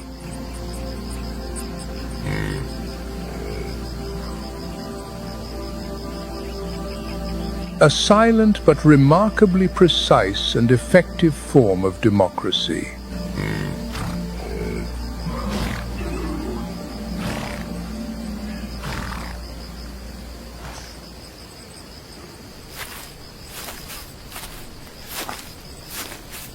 In contrast to the majestic build of the buffalo, the spotted hyena is much smaller, yet it is a formidable presence and one of Africa's most intelligent animals.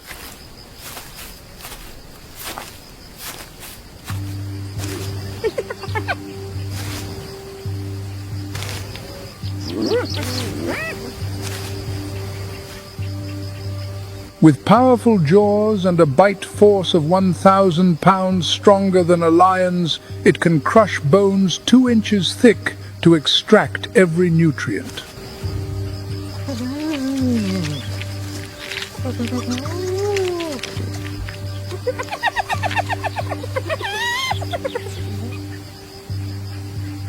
Its digestive system is so efficient it can process both bone and hoof, utilizing almost the entire carcass of its prey.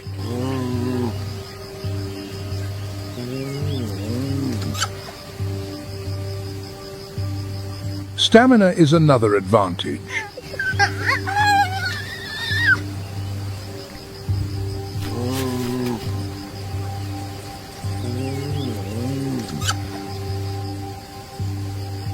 They can maintain a speed of 6 miles per hour for hours on end to exhaust their prey.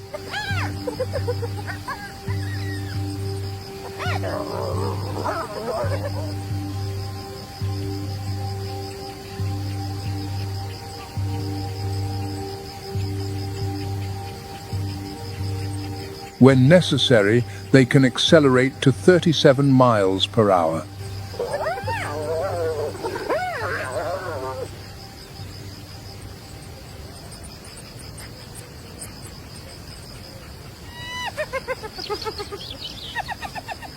Spotted hyenas live in close-knit, matriarchal clans that can number up to 80 individuals.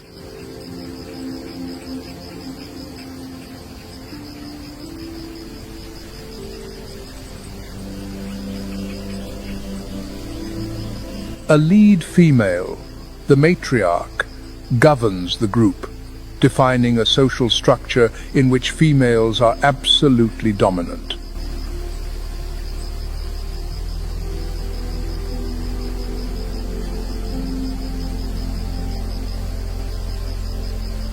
Hyenas work together, employing clever strategies to take down wildebeest, zebra, and even buffalo calves.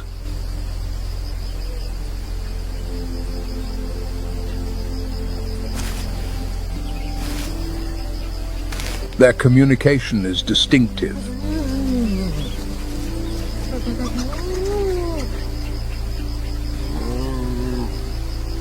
They emit calls that sound like laughter when stressed or excited, along with 11 other types of vocalizations.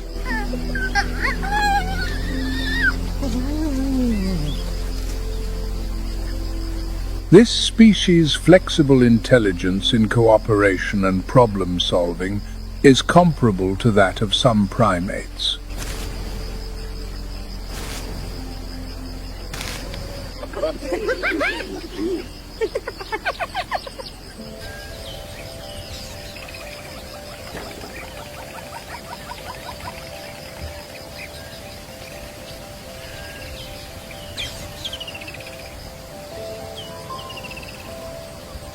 High above, silent figures also glide across the sky, nature's undertakers, sharing a common destiny.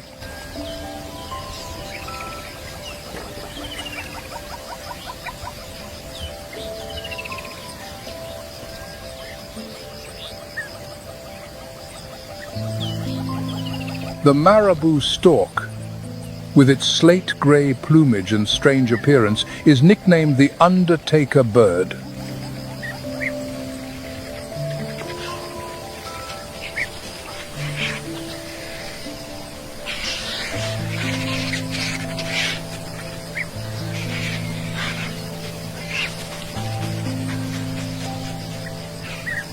Standing up to 5 feet tall and weighing up to 20 pounds, the marabou is one of the largest storks on the planet.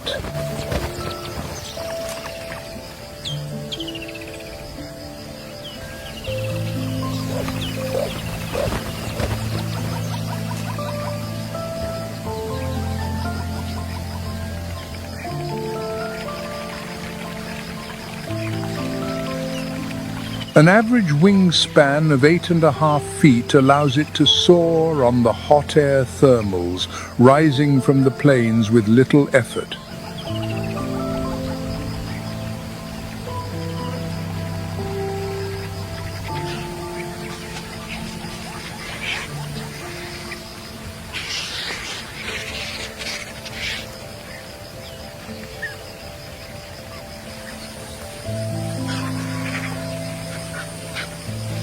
Its featherless head and neck are an ideal adaptation for hygiene, keeping it clean while feeding on carrion.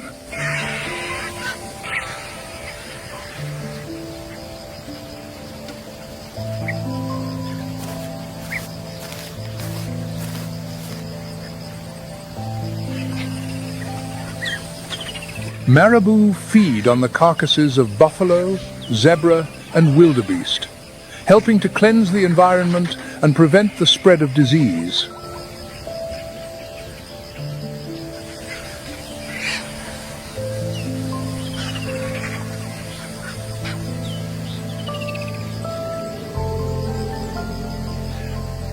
They often arrive after the lions and wait patiently for the leftovers.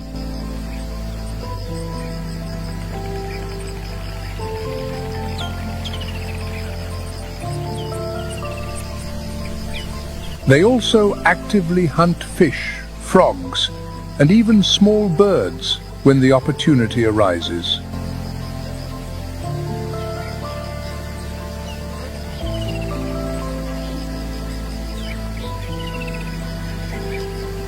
From the sub-Saharan savannas to the swamps and riverbanks, they are a testament to nature's incredible adaptability.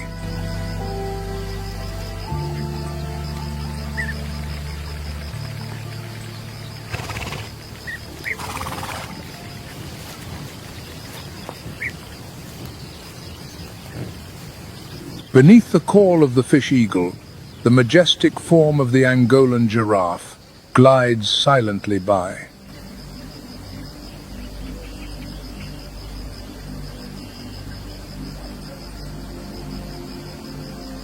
They rise like living towers over the landscape.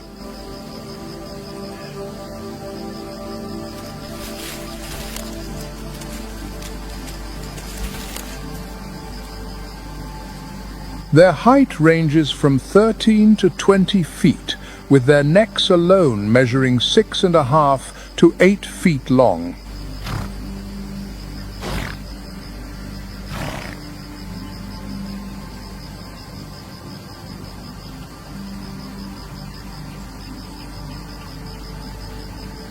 Even at birth, a calf is already about 6.5 feet tall and can stand and run within an hour.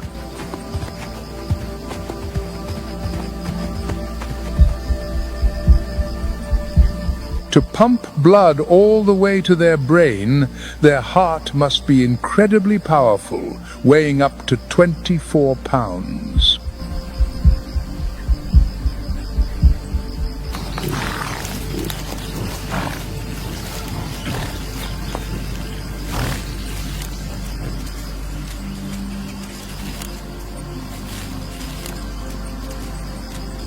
Giraffes live in fluid groups of 5 to 20 individuals, a loose social structure that changes with the seasons and food availability.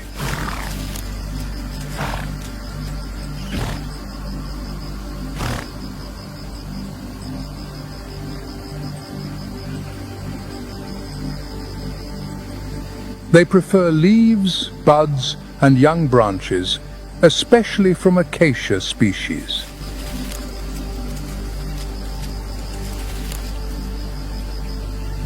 With a prehensile tongue up to 18 inches long, dark in color to prevent sunburn,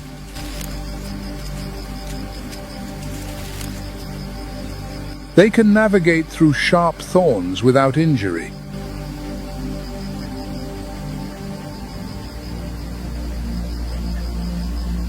Each day, an adult consumes about 75 pounds of vegetation, clearing the way for other species to reach the lower canopy.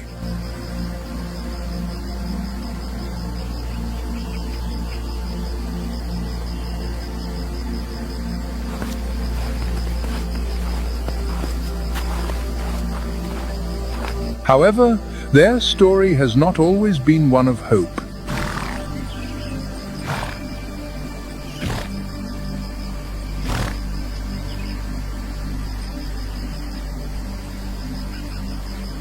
In the late 20th century, as a consequence of prolonged civil wars and uncontrolled poaching, the Angolan giraffe population declined to an alarming level.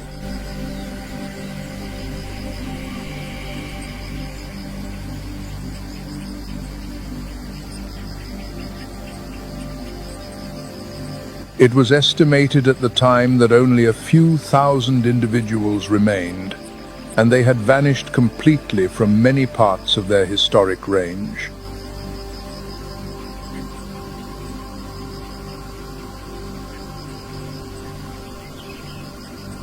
But then, an extraordinary effort changed their fate.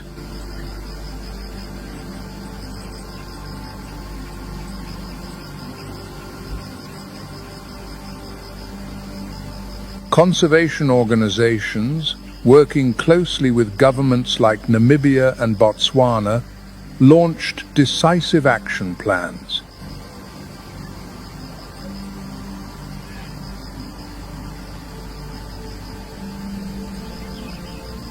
Anti-poaching campaigns were intensified.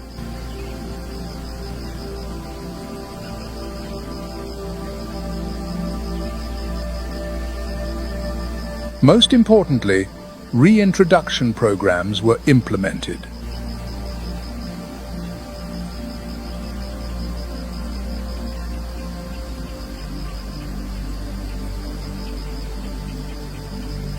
And the results have surpassed all expectations.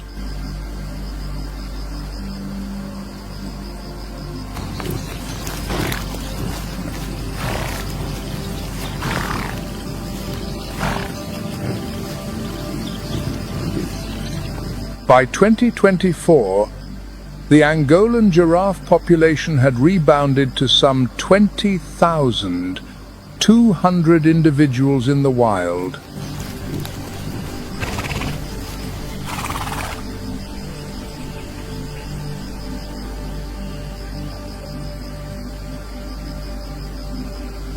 This is a story of profound hope, born from reintroduction programs and tireless conservation efforts.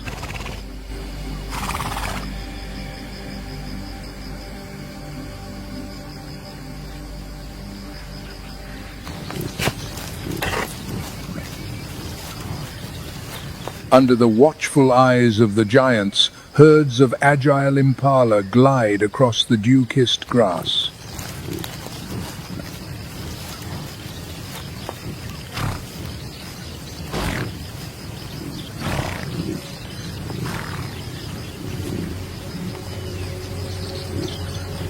Their reddish-brown coats glow against the grey-green landscape, like the gentle yet vibrant pulse of dawn.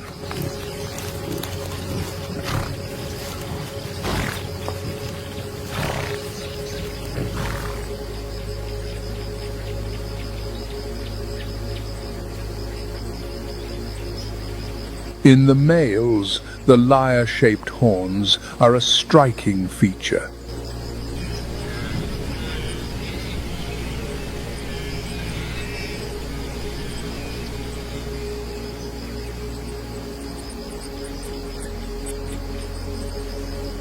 They can grow up to 3 feet long, elegantly curved and strong, weapons for the battles over mating rights.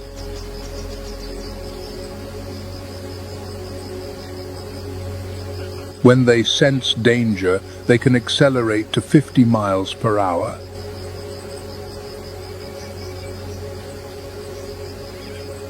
Sometimes they leap up to 10 feet high and 30 feet forward in a single bound, an astonishing athletic display.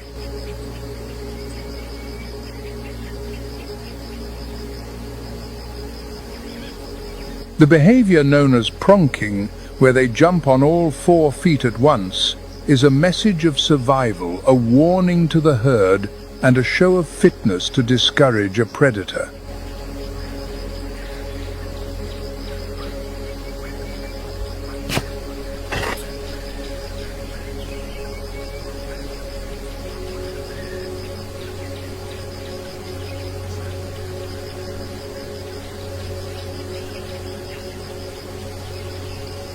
The social life of the impala is organized by season.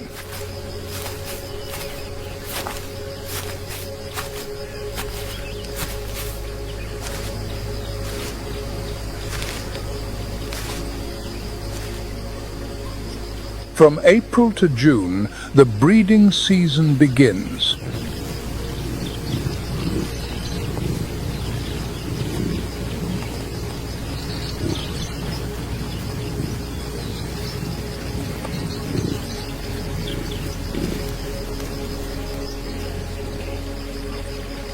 Mature males establish territories and form harems.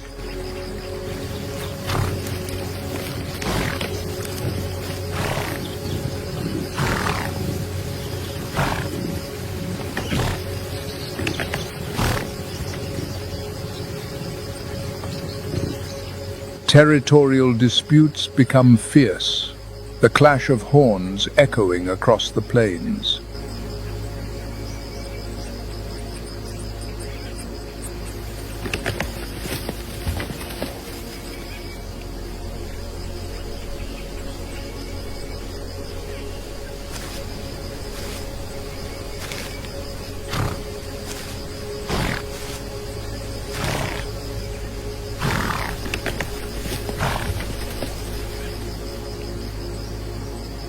They can both graze like open plains, herbivores, and browse on leaves.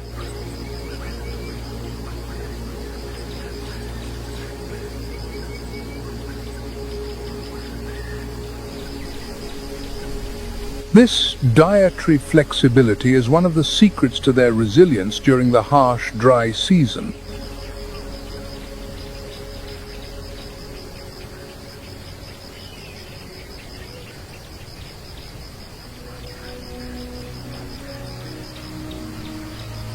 The cycle of life we have just witnessed has been playing out for millions of years.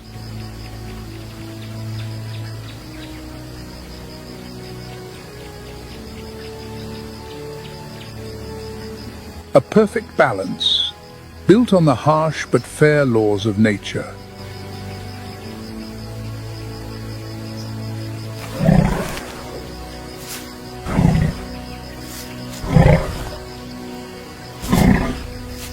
From gentle giants like elephants and giraffes to the apex predators, every creature plays an irreplaceable role.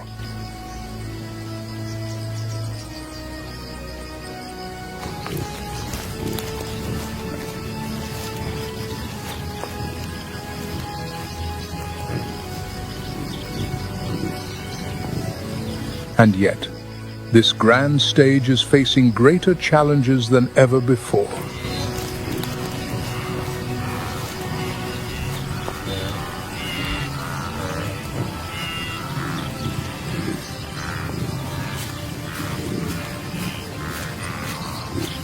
Their existence no longer depends solely on speed or strength, but on the decisions we make.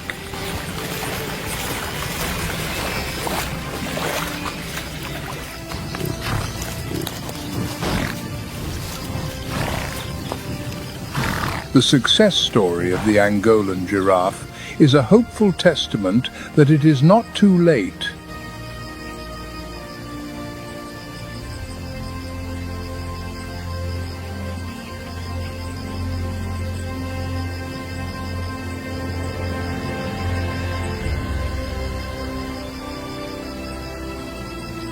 To protect this wild world is to protect our planet's most precious heritage, to preserve this epic of life for all the generations to come.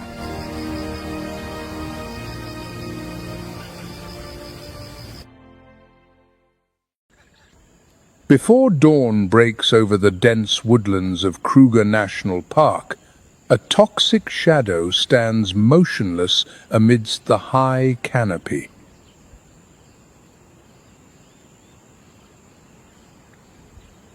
A female leopard, the ultimate icon of mystery and fluid grace, is on the prowl.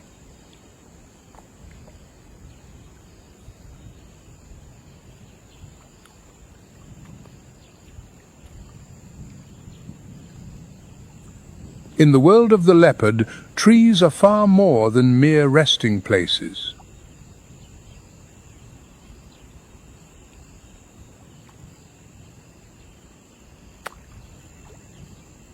They are watchtowers, fortresses, and launching pads for lightning-fast ambushes.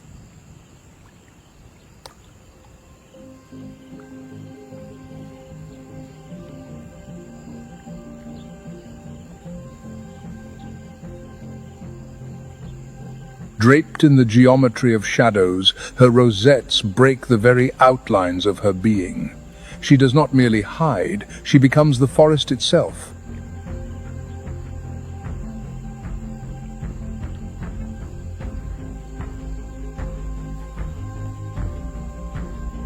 Through eyes of liquid amber, she reads the silent language of the grass, waiting for a single heartbeat to falter.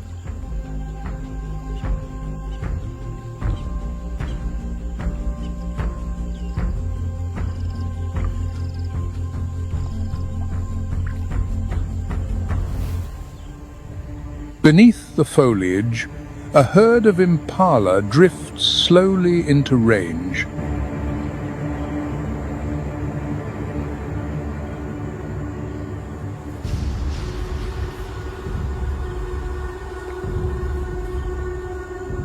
Every footfall is light, as if danger were absent from this hushed morning.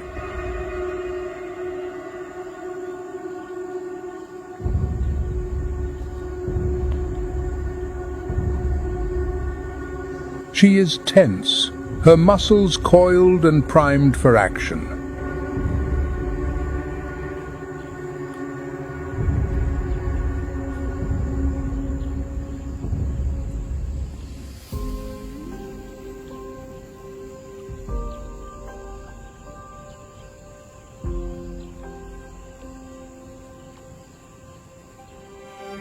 The leopard drags her prize into the deep shade, then, with extraordinary strength, hauls it high into the canopy.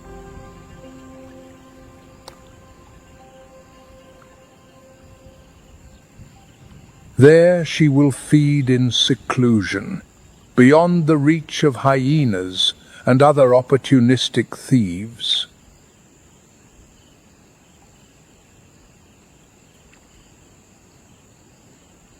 Solitude is no weakness. It is the very essence of the leopard's power.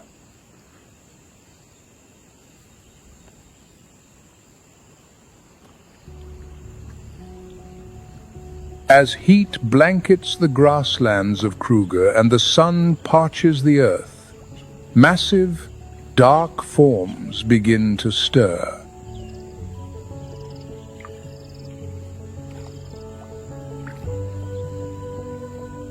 These are neither lions nor elephants.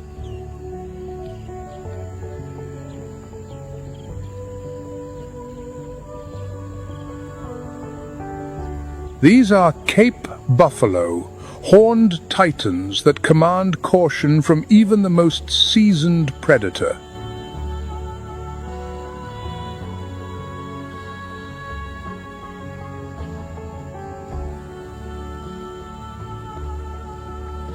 They move like a disciplined army in a tight, impenetrable formation.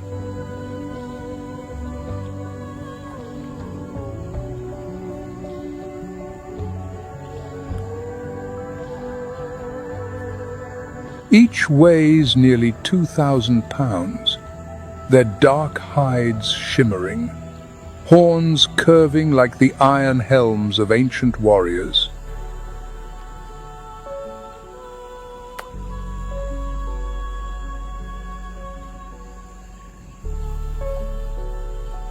They are no docile grazers, despite their appearance.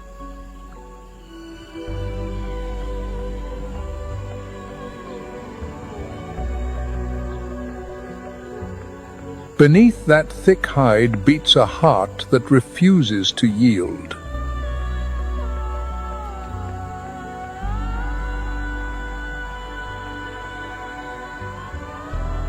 They guard the collective as if life itself depends upon their unity.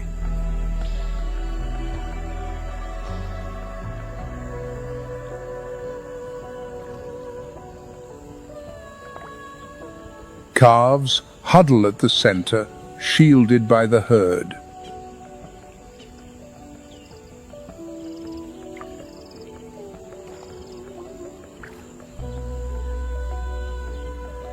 At the fringes, dominant bulls stand sentry, ready to charge into battle at a moment's notice.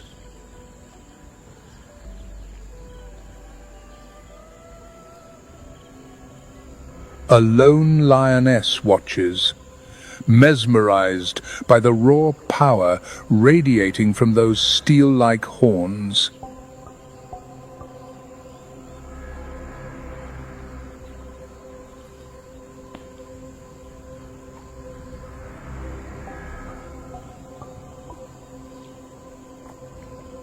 She is fascinated by the raw strength of their spiraled, iron-hard weaponry.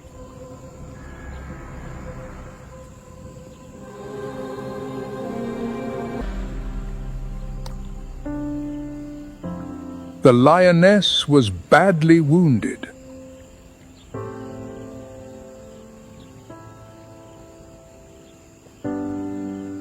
It was a bitter lesson. Never confront the Cape buffalo alone.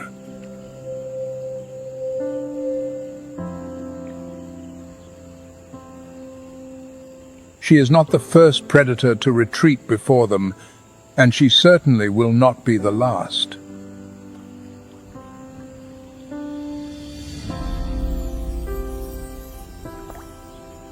The herd continues its journey as a mobile fortress, unglamorous and quiet, yet possessed of an unshakable resolve.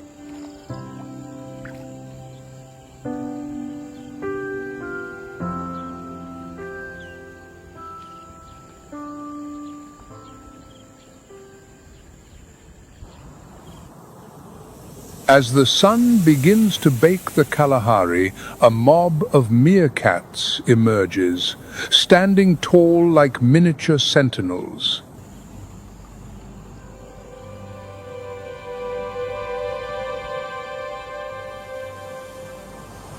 Tiny and nimble, they thrive in tight-knit clans, where every individual has a vital duty.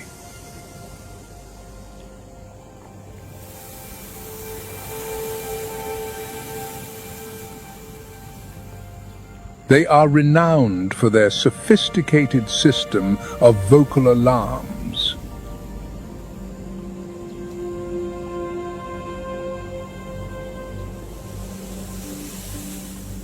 At the first warning from a sentinel, the entire mob abandons everything to vanish into the safety of the burrow.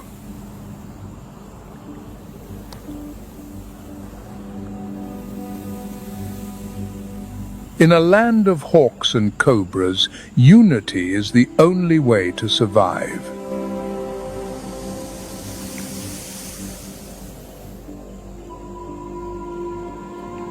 But not every alarm is genuine.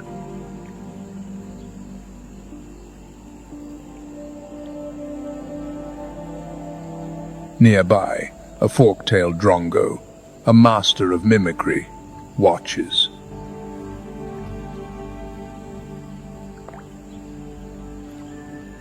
He imitates the meerkat's alarm, a perfect and calculated deception.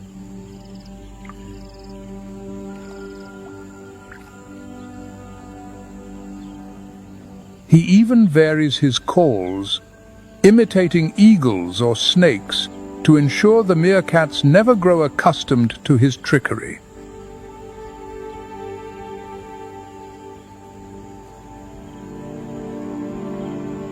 Sometimes they will imitate the sound of an eagle, other times the sound of a snake, a truly astonishing display of cunning.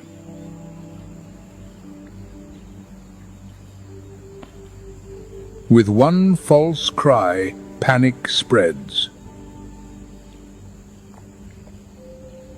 The meerkats abandon their hard-earned feast.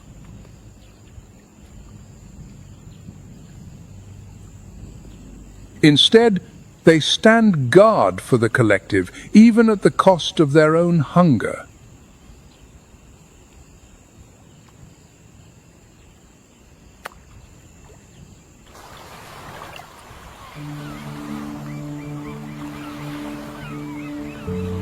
Along the Atlantic coast, where brutal waves batter the South African shore, thrives a clamorous community, Cape Fur seals.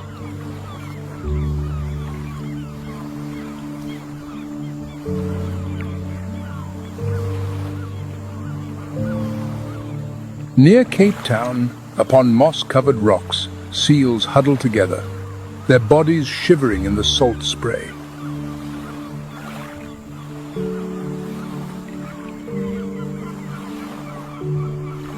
Their collective roar, territorial bellows and calls echoes like a wild symphony of the southern seas.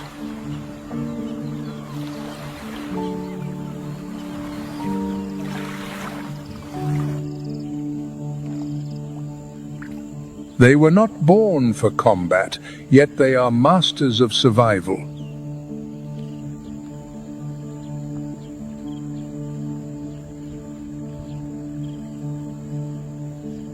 The Cape Fur seal possesses a waterproof coat and powerful flippers.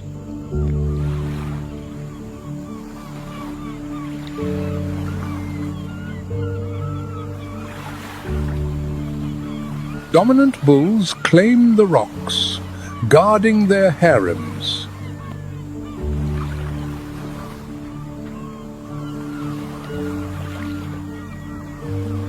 Pups are born into this chaos, with no sanctuary but their mother's side.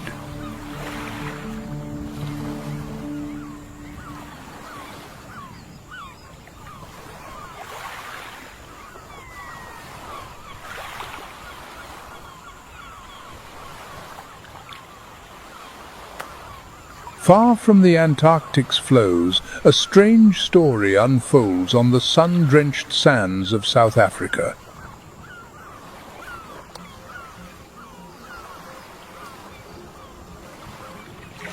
Among granite coves, African penguins have made a fateful trade, abandoning the frost for the searing sun.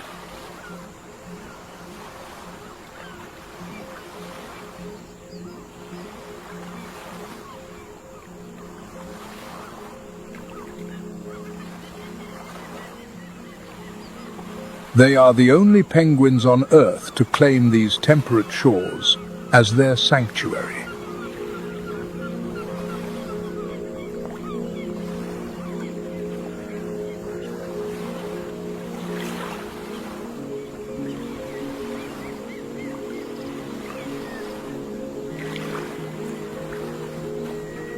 Standing less than 2 feet tall, they wear a tuxedo of black and white with a signature horseshoe marking.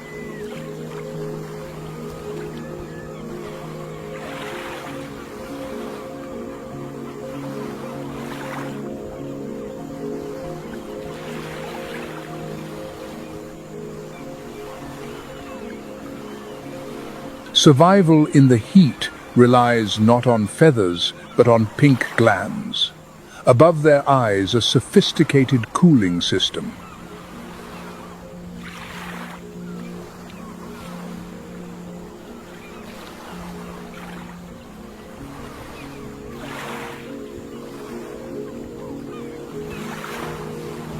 It regulates their temperature when the sun bakes the boulders throughout the year.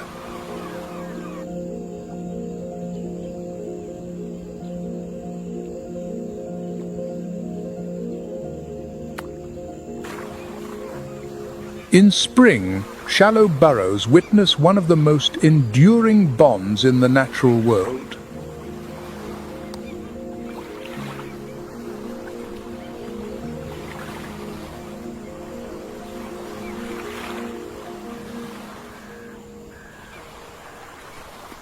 Pairing for life, they return to the same refuge annually, nesting amidst the harsh wind and sand.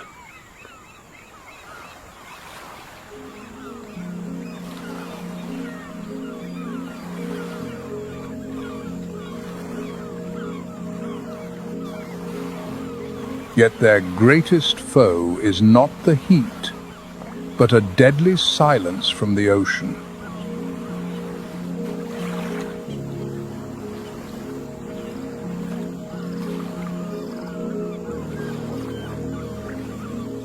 But a shadow longer than night now falls upon these shores. A once vibrant chorus is fading into a haunting silence, as their lifeline to the ocean is severed by hands they cannot see.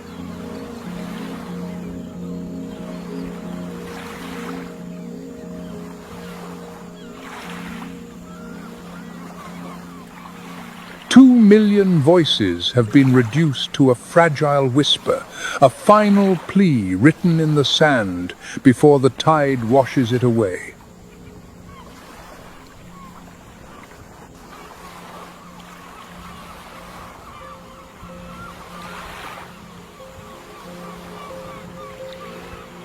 Today, upon these ancient stones, humanity is learning to step back, allowing nature to heal itself.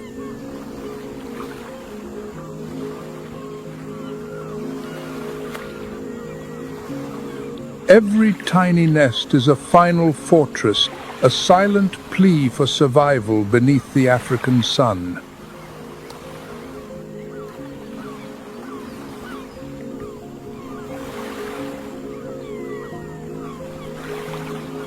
Their struggle is no longer against nature, but for remembrance, before they vanish forever.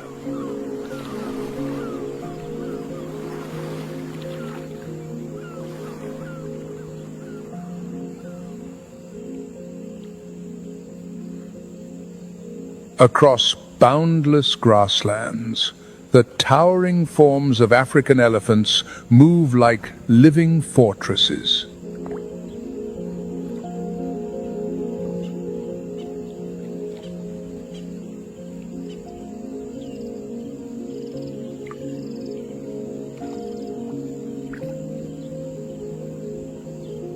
Majestic and silent, they walk powered by muscles and the weight of ancestral memory.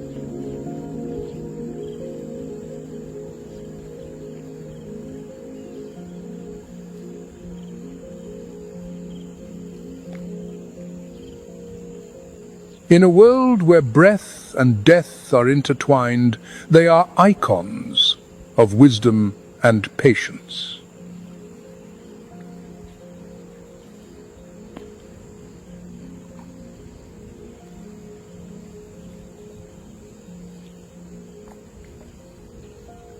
Each herd is guided by a matriarch, holding a mental map of ancient springs and migration routes.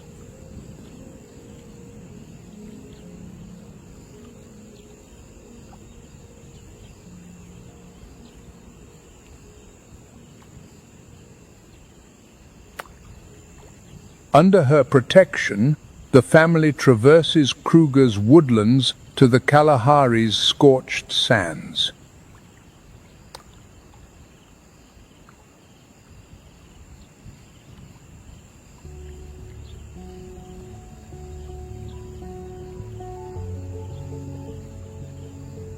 Here, memory is the ultimate tool for survival, the only thread preventing their lineage from being swallowed.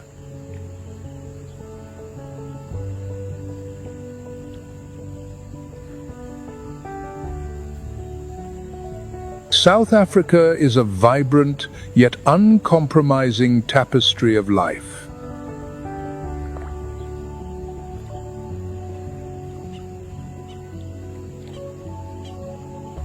From the solitary leopard to the buffalo's wall of steel,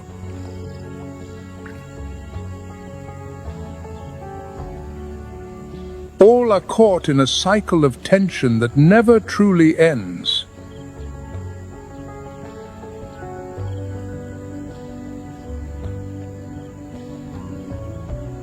In this parched land, nature offers no mercy and knows no rules.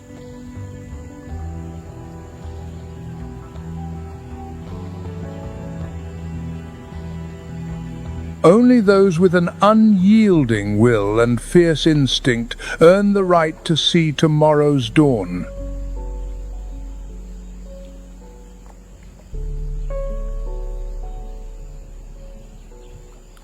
Yet, amidst this splendor, echoes of a crisis are beginning to ring out.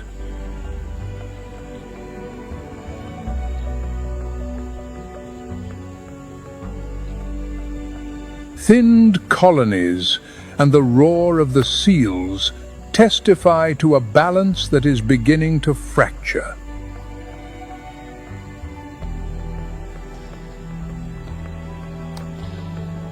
Habitats are vanishing, and giant footprints are slowly being erased by time.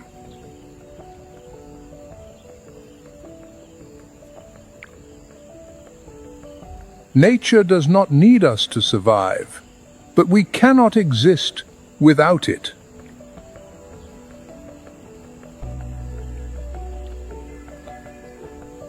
In this epic struggle, certain creatures stand as enduring symbols of power.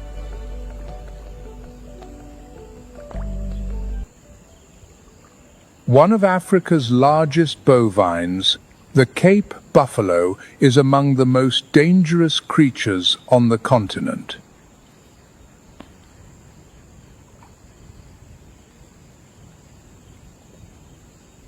He does not hunt, yet he strikes terror into those who dare to pursue him.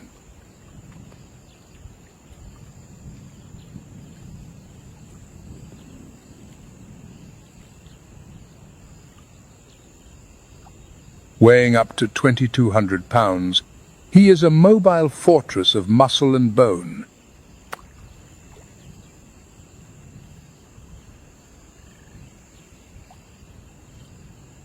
His most striking feature is the set of horns that meet at the forehead to form a formidable shield.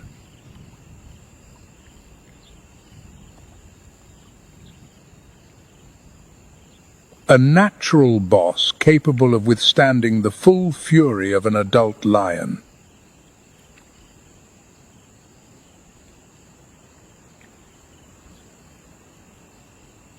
Blending caution with aggression, the herd forms a living barricade, ready to counterattack.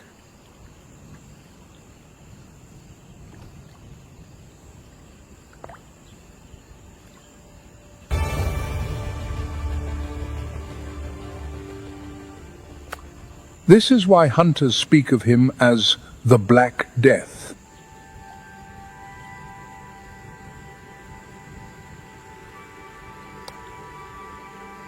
Not because he hunts humans, but because he refuses to run, fighting to his very last breath.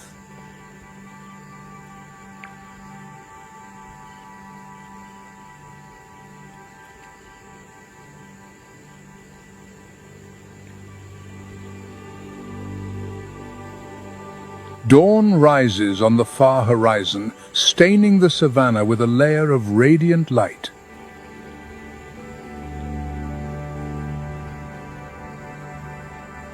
Through the morning mist, a deep rumble emerges, a wordless challenge.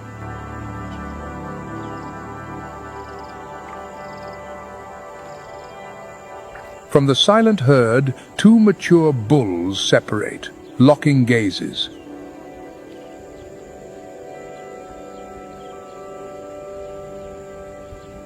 This is not a battle of life and death.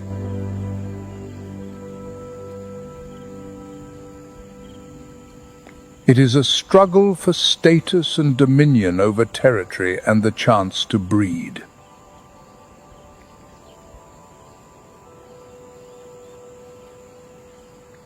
To claim the title, there is only one path, an uncompromising test of strength.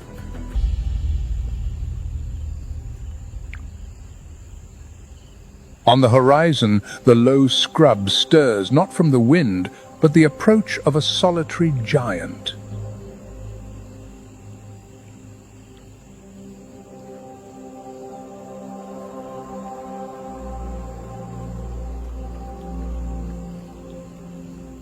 Each footfall resonates across the earth like a distant war drum.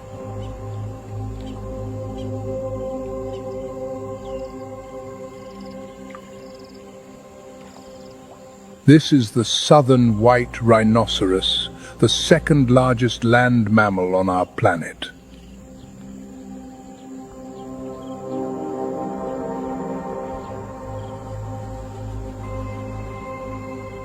With a massive frame exceeding 4,400 pounds, he has no need for concealment.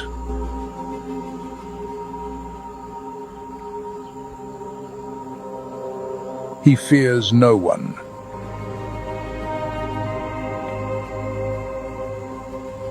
Upon his nose is a legendary weapon, a horn of solid keratin, which can exceed 3 feet in length.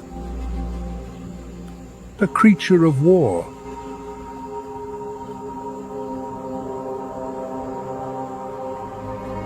He prefers solitude, living by a rhythm as ancient as his million-year lineage.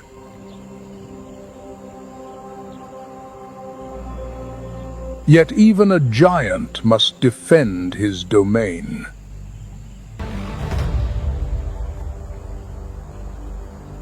Despite his solitary nature, the rhino is vital to the savanna's health.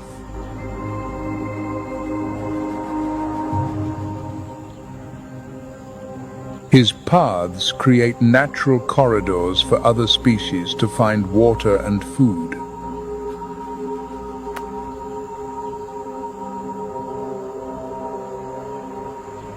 By grazing on short grasses, he prevents scrubland from overwhelming the open plains.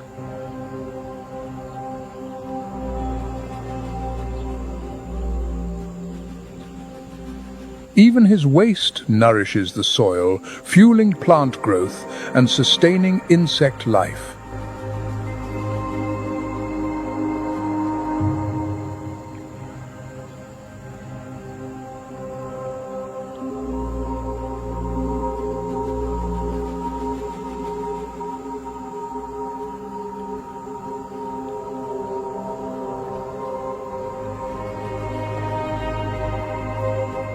Amidst the dust of the African basin, a towering silhouette emerges from the haze.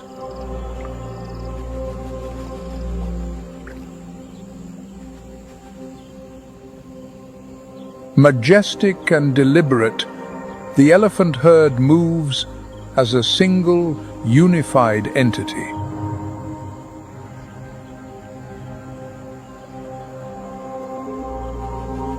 At the formation's heart, calves find safety in the immense shadows of their kin.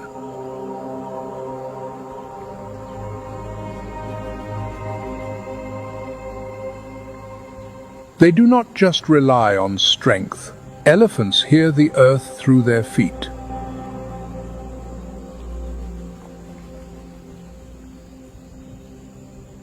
Through the very soles of their feet, they hear the pulse of the earth.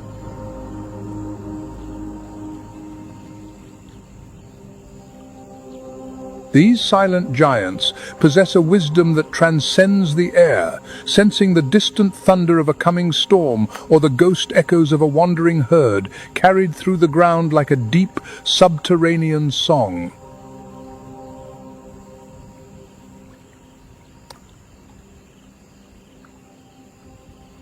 This is a display of intelligence and an unshakable matriarchal order.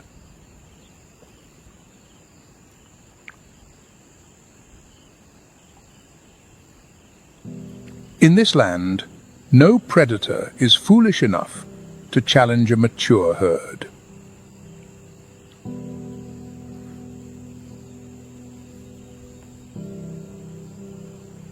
At the distant roar of a lion, they instantly tighten their ranks into a circle of iron.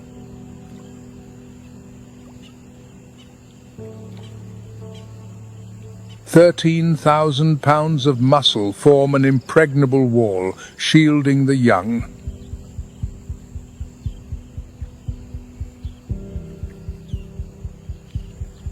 Their coordination transforms the collective into the ultimate defensive machine.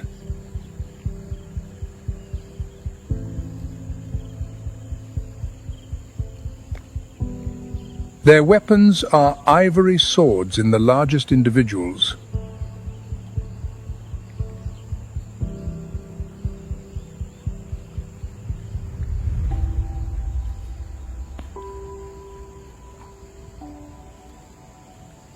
Nearly 2 meters long, used both to explore the lifeblood beneath the barren soil and to deliver deadly blows.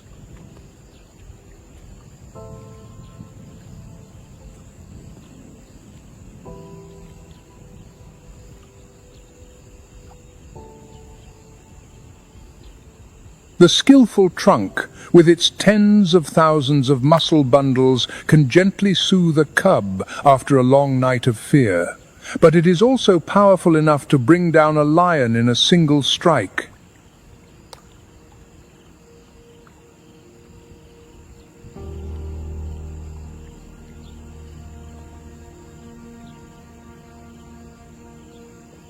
Despite their deliberate pace, an angry giant can surge at 25 miles per hour.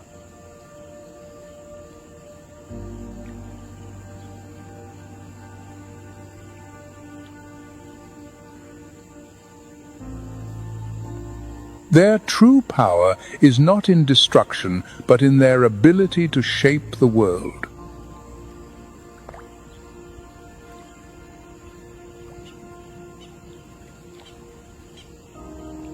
They are nature's engineers, creating waterholes and trails that sustain life.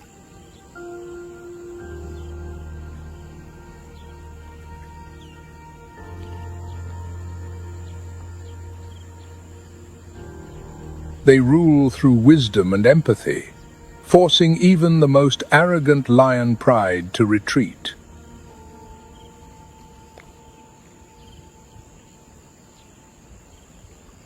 In the harsh Kalahari Desert, silence is absolute before the chase begins.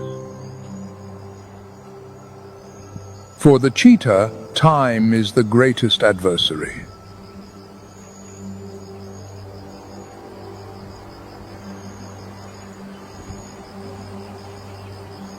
It has only 20 seconds at full speed before its body overreacts and forces a halt.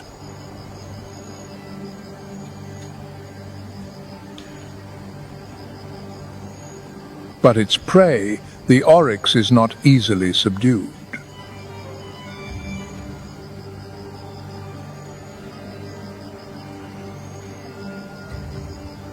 Rather than fleeing in panic, it may turn to face its pursuer when cornered.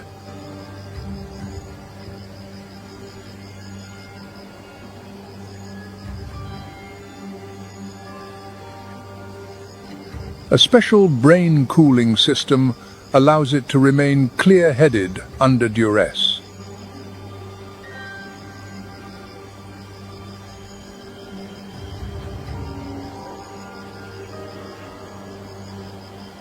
Horns, over 3.3 feet long, become sharp weapons, forcing any predator to be wary.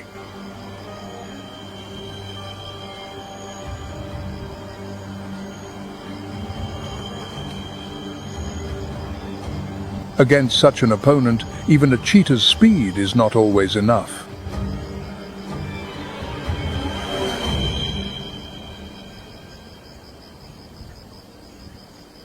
Even young lions pay a price when confronting an oryx.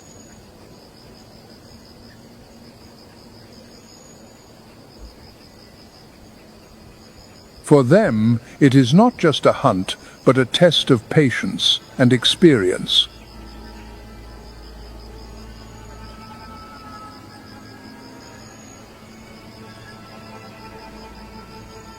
A single miscalculation can result in injury.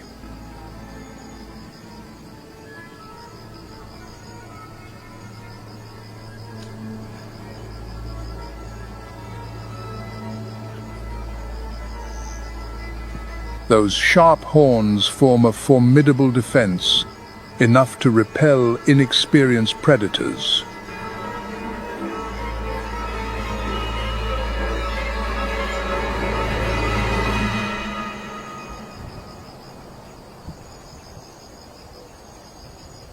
But in time, they will learn to wait, to coordinate, and to choose the right moment. For one day, these novices will become true rulers.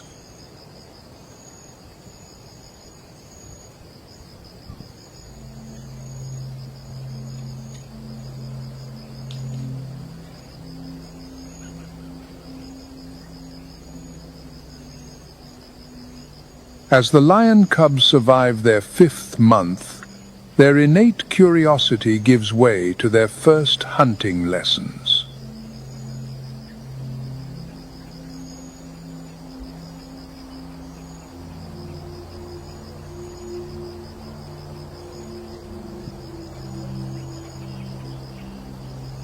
This learning process is not mere imitation. It is the inheritance of survival strategies from the previous generation, especially from the lioness.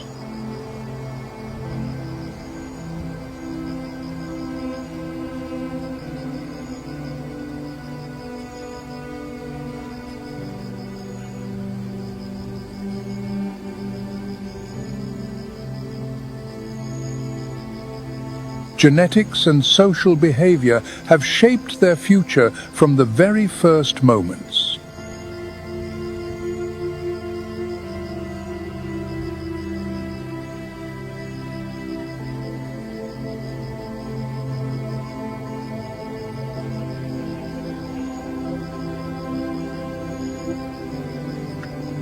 Biological studies show that young lionesses often join the pride's hunts early, learning coordination and tactical skills.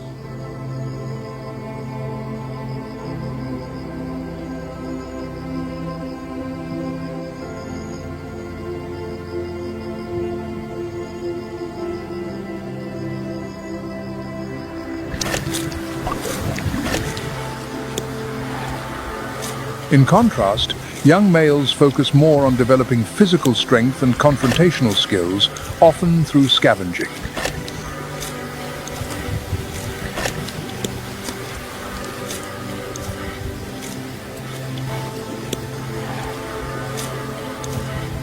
All are necessary preparations for the distinct roles and responsibilities they will assume as adults.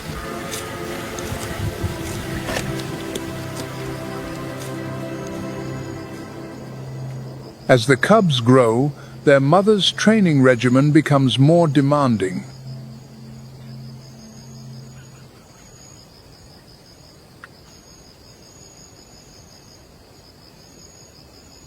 No longer are the targets easy. The lioness begins to stage true rehearsals, where the line between life and death becomes blurred.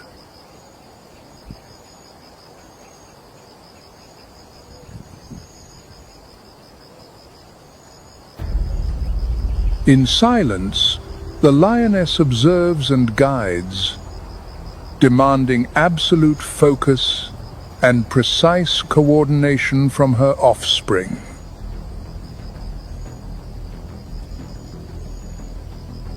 Yet, the young are inherently impatient.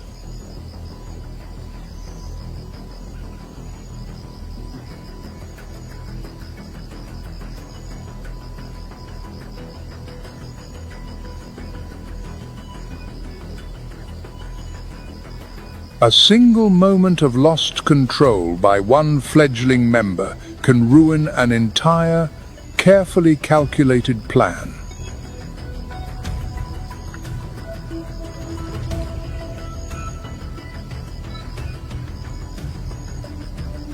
Science has shown that this trial and error process is crucial for the cubs to learn the exact timing and method of attack.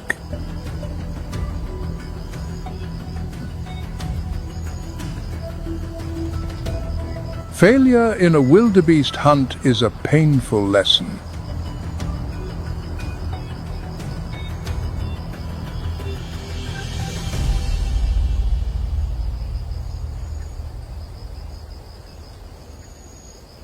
It forces the young predators to recognize their limits and shift to more suitable targets.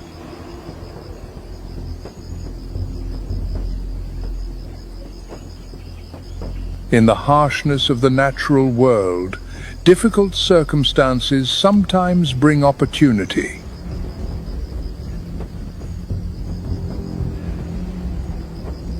A desperate foal, separated from the herd, might become the next objective. The prey's suffering is the predator's chance for survival, a cruel but necessary law of nature.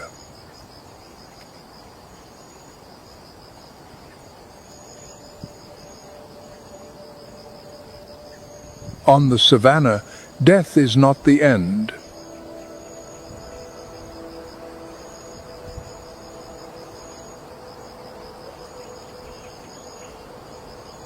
It is a beginning, the life force that nourishes another being.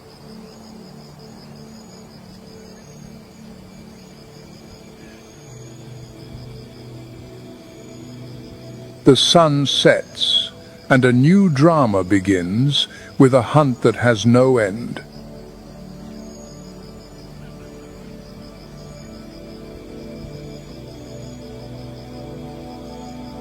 But even a prince must learn humility, especially when his opponent is a living legend.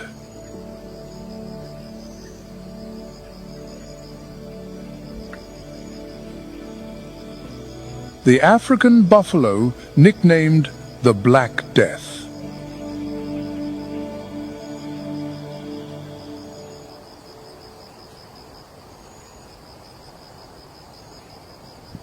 A ton of rippling muscle and horns fused into a solid shield, ready to crush any arrogance that dares to challenge it.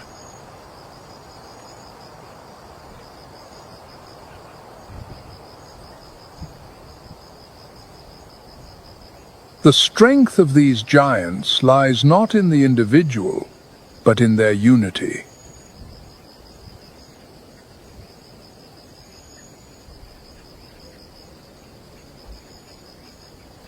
Protecting the herd is a sacred command.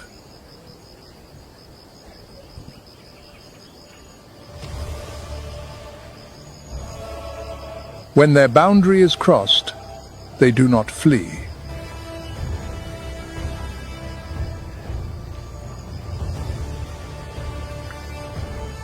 Instead, the entire herd masses together, forming a living wall, an impregnable fortress of muscle.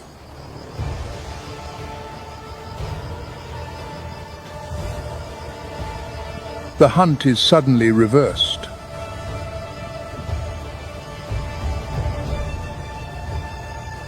The hunter now becomes the hunted.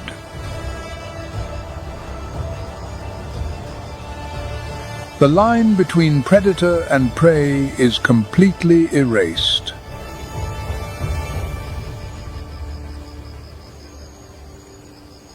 And in this confrontation, no king accepts the shame of failure.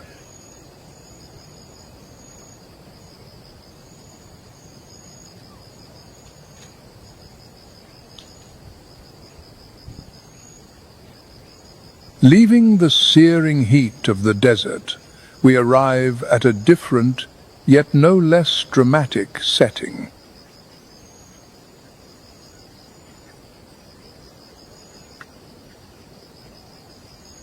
In the final days of Botswana's dry season, the dancers of destiny begin their performance once more.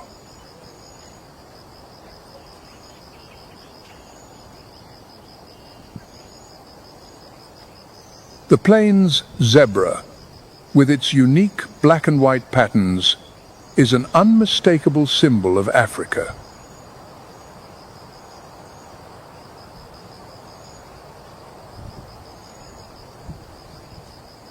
Each individual bears a distinct set of stripes, like nature's own fingerprint, never to be repeated.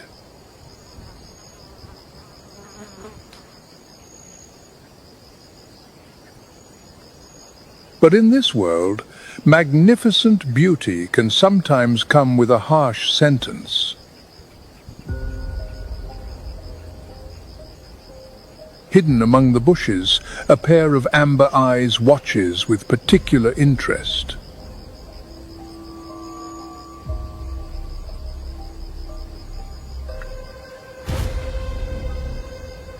To satisfy their hunger, predators must engage in this dance of chance every single day.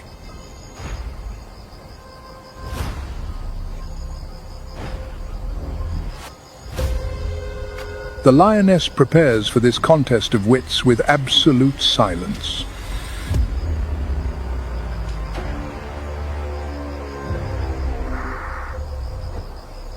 Beneath soft pads are sharp claws, which can be over 3 inches long.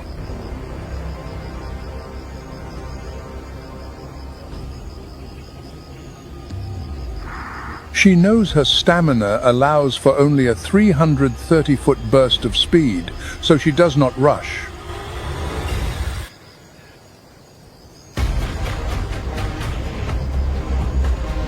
A single moment of inattention, and the golden blur shoots forward like an arrow.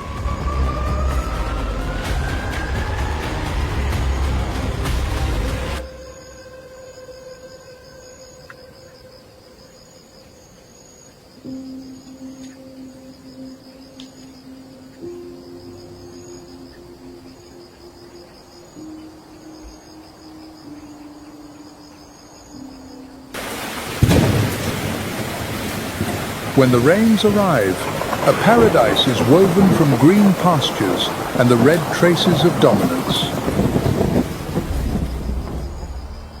The majestic led stallion, weighing nearly 660 pounds, rules over his harem of 2 to 6 mares.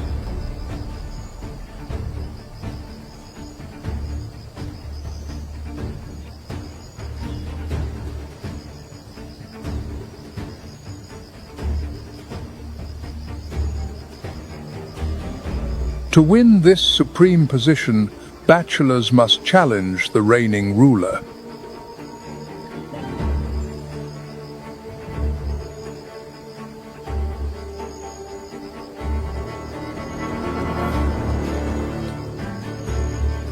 This is a ruthless crucible, one that determines a true king.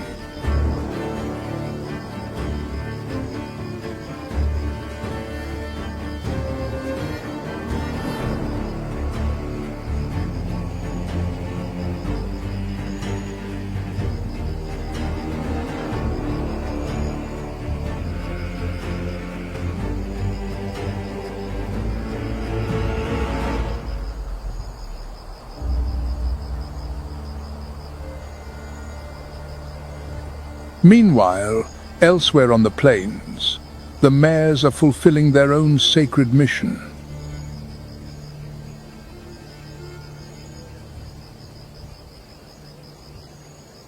The foals we see here were, in fact, born only a few hours ago.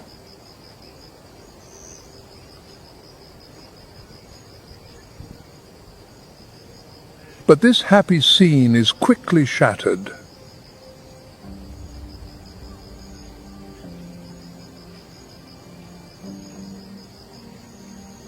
A storm of fury descends without warning.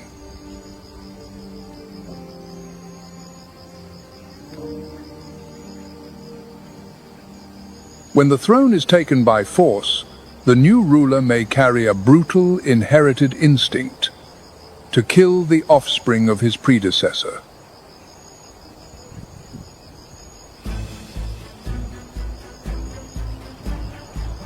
This behavior prompts the females, now freed from the burden of nursing, to return to estrus more quickly.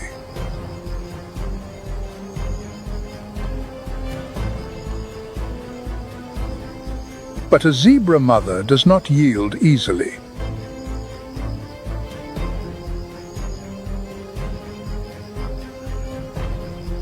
A heroic symphony resounds.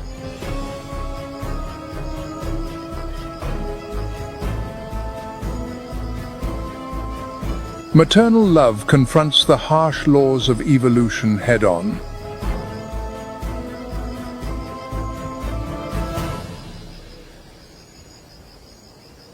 But not every mother's heart is strong enough to shield a fragile life from the cruelty of nature.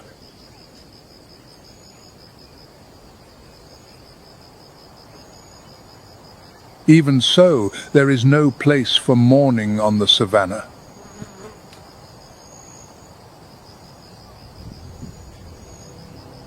With the arrival of the rains, a new journey begins.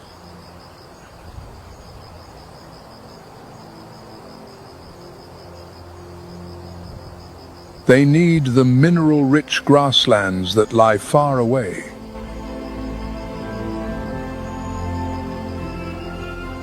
An invisible map guides them along the routes of their ancestors.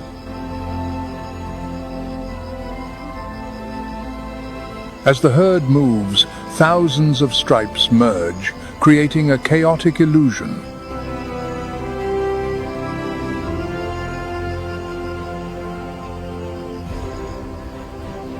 Life becomes a visual labyrinth that confounds predators.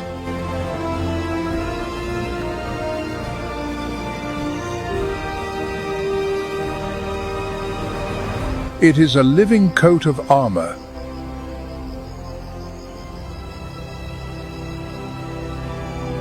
Much like the Mara River during the Great Migration from the Serengeti to the Masai Mara, the Boteti River in Botswana presents a true test for this army.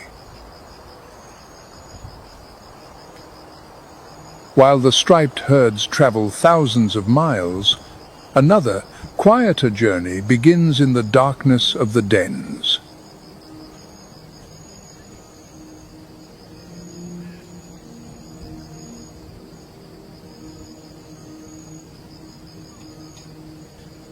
Deep underground, a complex social order is at work.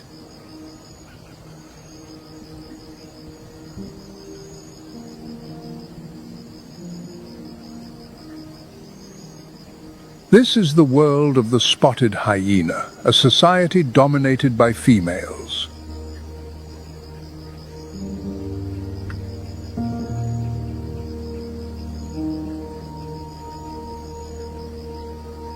An individual's position in the clan is determined by the lineage and strength of the matriarch.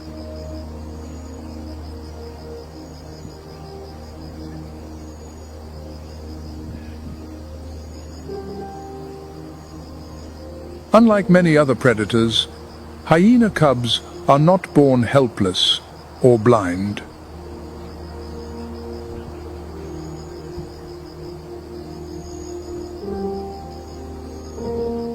They are born with their eyes wide open and a set of teeth ready for battle.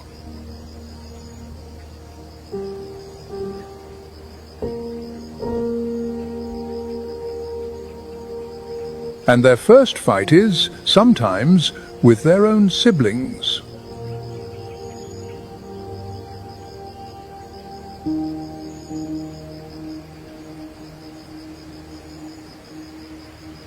This rivalry is especially fierce between same-sex twins, beginning within hours of birth.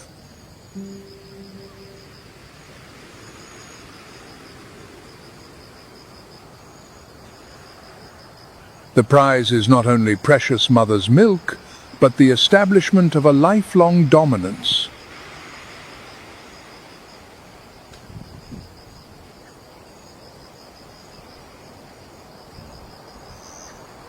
This is the first and most brutal lesson in status, in a society defined by power.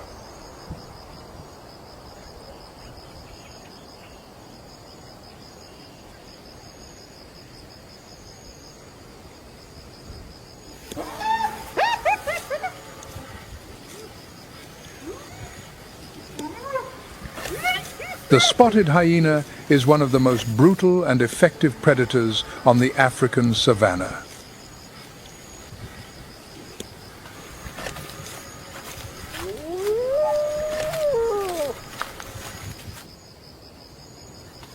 Its appearance may seem unusual, but its body is perfectly adapted for hunting.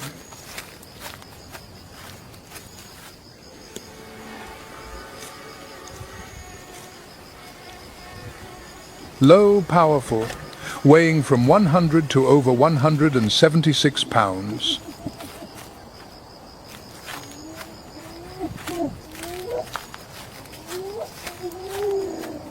Shoulders higher than its hips, a broad head, and above all, one of the most powerful jaws among carnivorous mammals.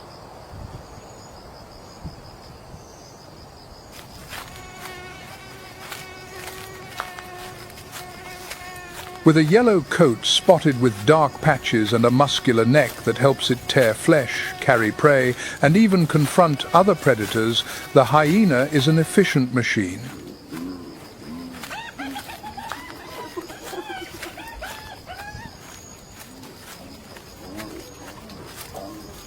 The spotted hyena is an extremely intelligent omnivore.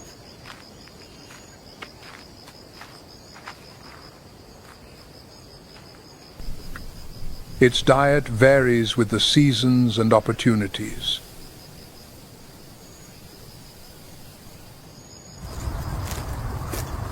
They hunt in groups, attacking wildebeest, zebras, impalas, but also scavenge.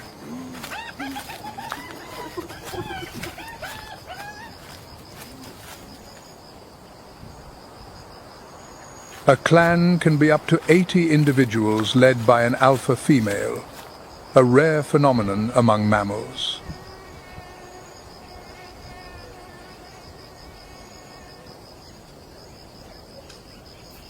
This matriarchal structure is highly organized.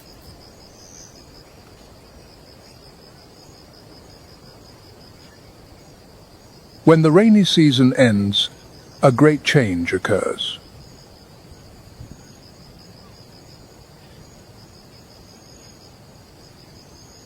Mother's milk gradually gives way to harsh lessons in survival.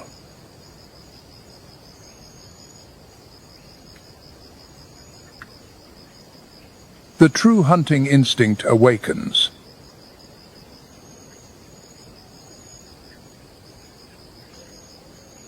Their jaws are forged, preparing for the bone-crushing power to come.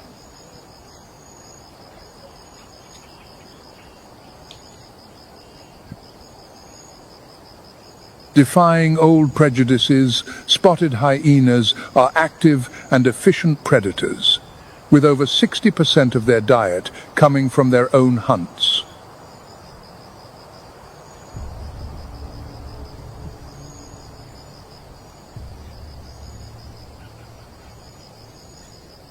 They rely not on the speed of a cheetah, but on endurance and pack tactics to exhaust their prey.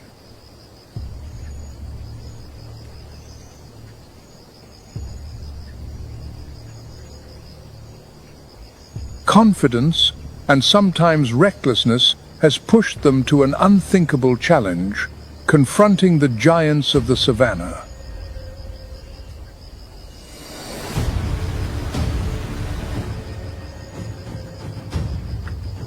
Their target is not an adult elephant, but the faint hope of a calf separated from the herd. But it is a miscalculation.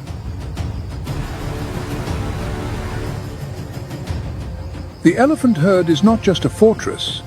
It is a living wall, commanded by sacred maternal bonds and the matriarch's experience.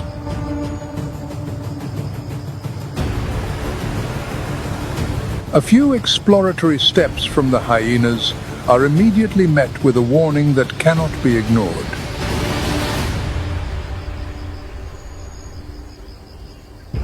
The confrontation ends before it has truly begun. This is not just a failed hunt.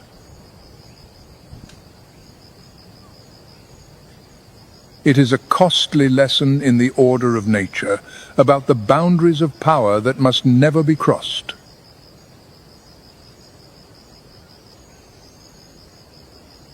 Africa.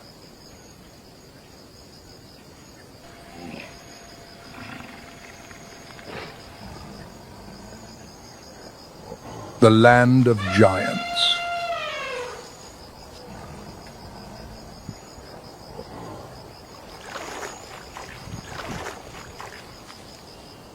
But here, one species reigns supreme.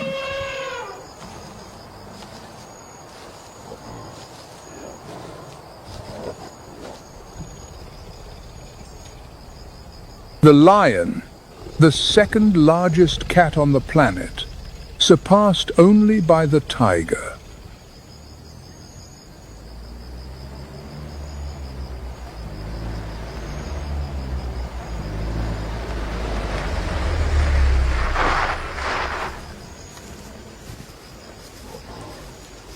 A perfect fighting machine, weighing up to 496 pounds and reaching 10 feet in length.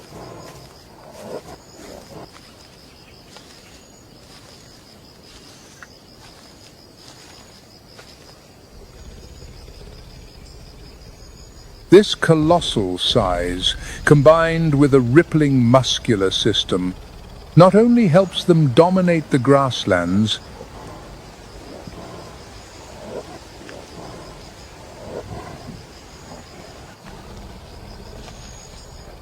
but also allows them to bring down prey many times their own weight.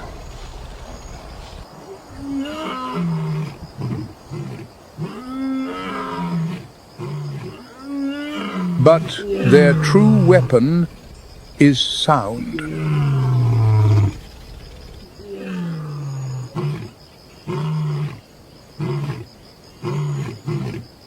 A roar that thunders like rolling thunder, audible from 5 miles away.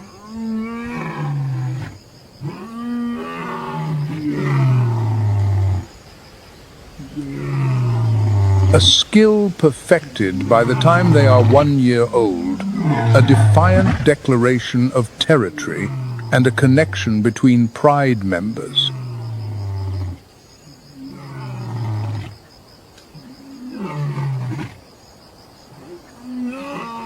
In a stark departure from the solitude of other felines, lions have chosen a social life.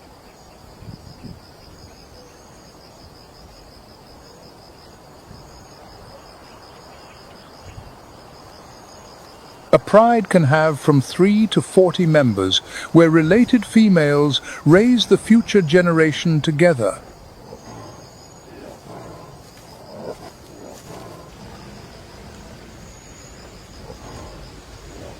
Alone, a lioness has a success rate of less than 30%.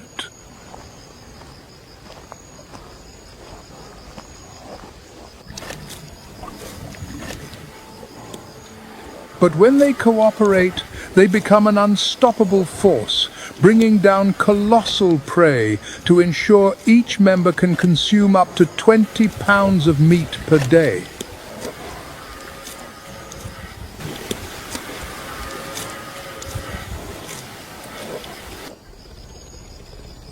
Their appearance, too, is a story of adaptation.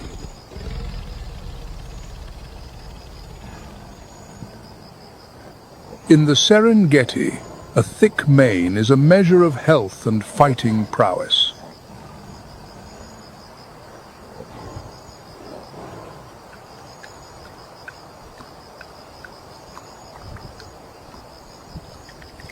But in the scorching heat of Kenya's Tsavo, these kings shed that crown, going maneless to survive the searing heat.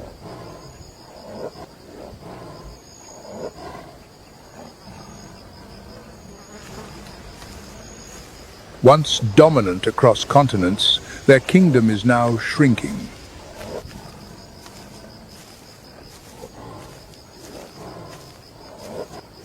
Habitat loss and poaching are pushing this species to the brink.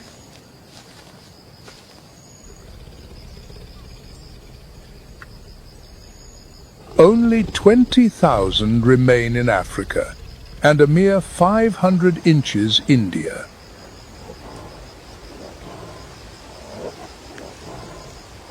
The king of beasts is facing its own greatest battle for survival.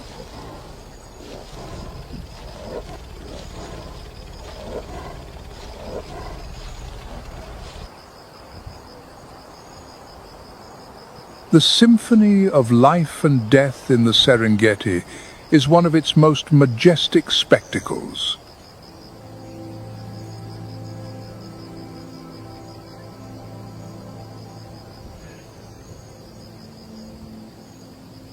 But Africa's story of resilience is also written elsewhere, in Zakuma National Park in southeastern Chad.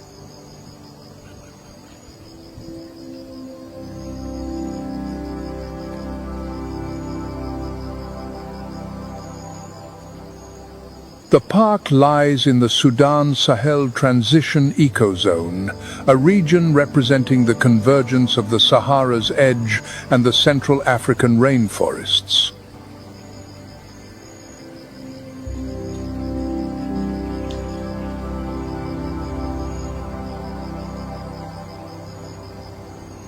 Zakuma was officially established in 1963, becoming the nation's first national park and one of the oldest nature reserves in Central Africa.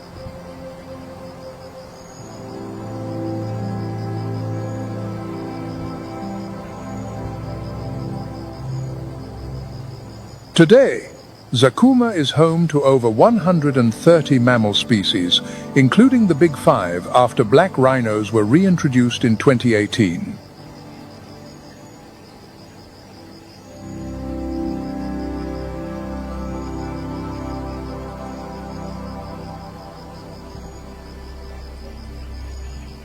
The bird life is also incredibly diverse, with 530 species.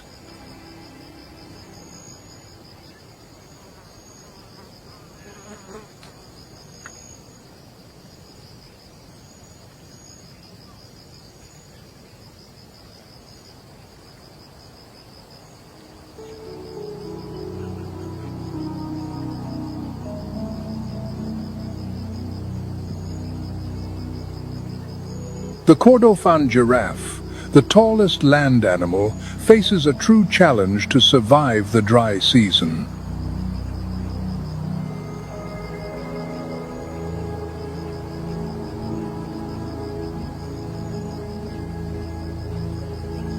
A critically endangered subspecies, fewer than 2,000 Kordofan giraffes remain in the wild.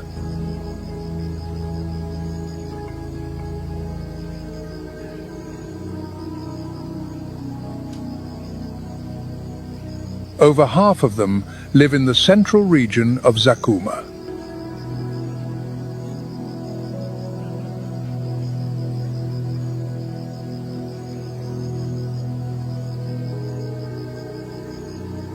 According to 2024 data from the Giraffe Conservation Foundation,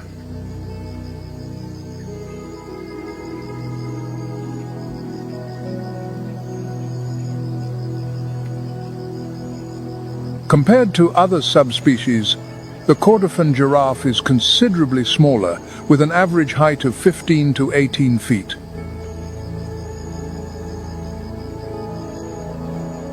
Its oral structure, with flexible lips and a tongue that can reach nearly 18 inches, allows it to easily browse on leaves from thorny branches.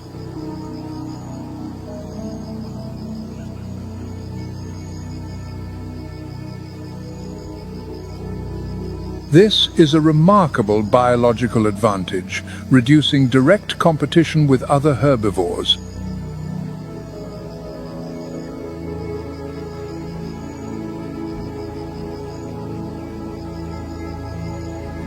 Due to its long neck and specialized cardiovascular system, the blood pressure required to pump blood to the brain is twice that of a human.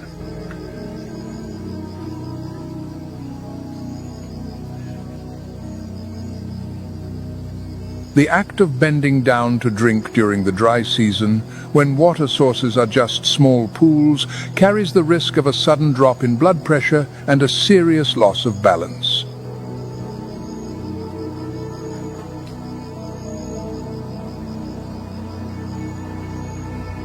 A simple misstep at this moment could be perilous.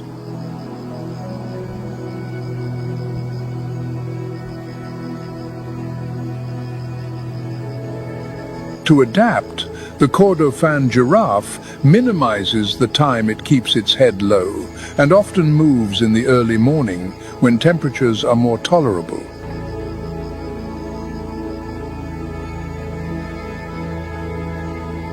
An even greater concern is its slow reproductive cycle and low birth rate.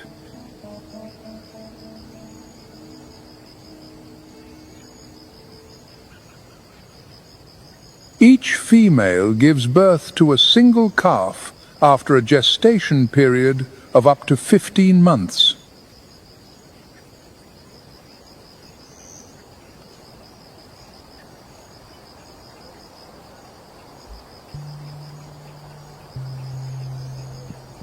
In contrast to many species in Zakuma that tend to hide from the daytime heat, the warthog remains active, especially during the hottest hours.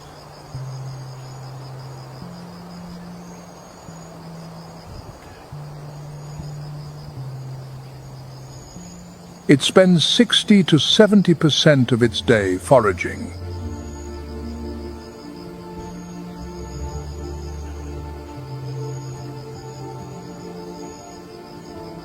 With curved tusks and a low-slung body, it can dig deep burrows for shelter at night.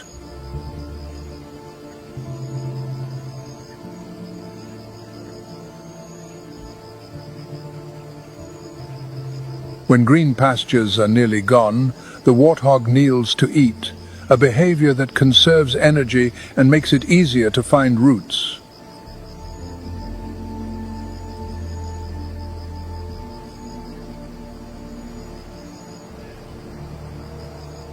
Although not particularly large, the warthog is not merely a passive defender.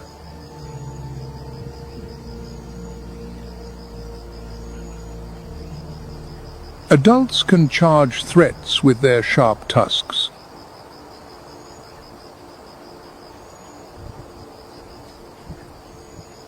When protecting their young, female warthogs may even proactively confront mid-sized predators.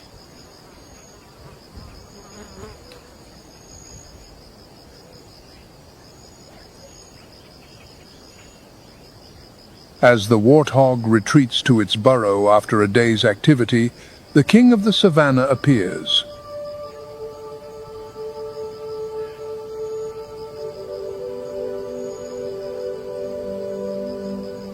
The West African lion.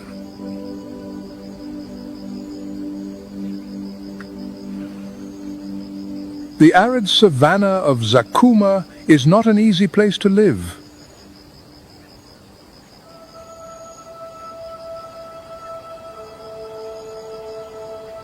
But lions persist here, not because it is the best place, but because it is the best fit for their survival strategy.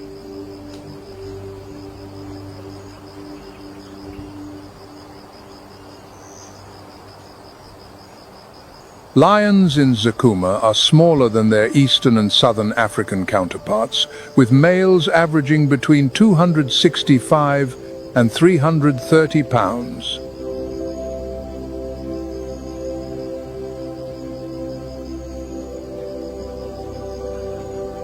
With a sparse mane and a leaner build, they possess greater agility and consume less energy, a vital advantage in a harsh environment.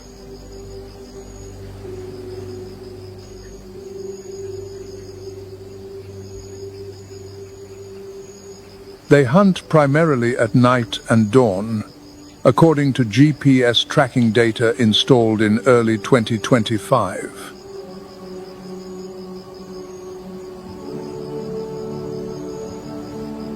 Water holes are vital during the dry season, and thus they become strategic ambush points.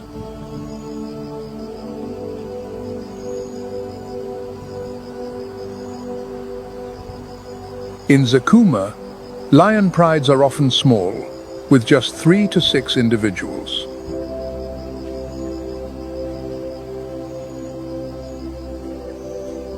The low prey density and the need to cover vast territories explain this structure.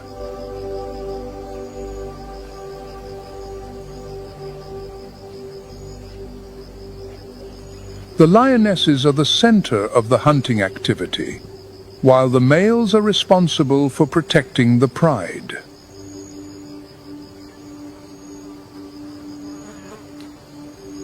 In return, they have priority access to food.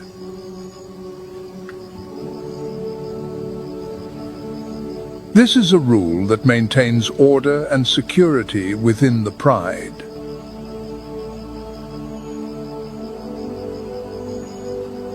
Genetic analysis in 2024 by the European Institute of Conservation Biology revealed that Zakuma's lion possess an intermediate genetic profile.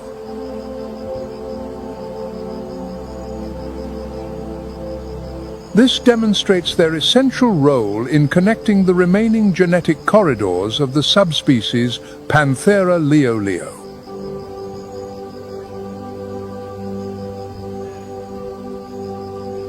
With fewer than 1,000 mature individuals left in the wild, Zakuma National Park holds a vital position in the recovery and genetic diversity of the region.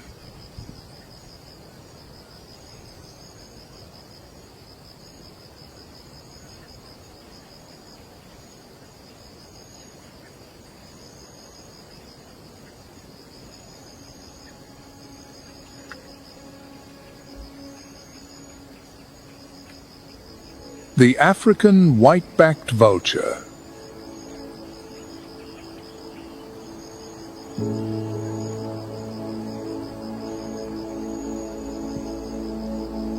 As the most common vulture in sub-Saharan Africa, they make up nearly 50% of all vultures in Chad.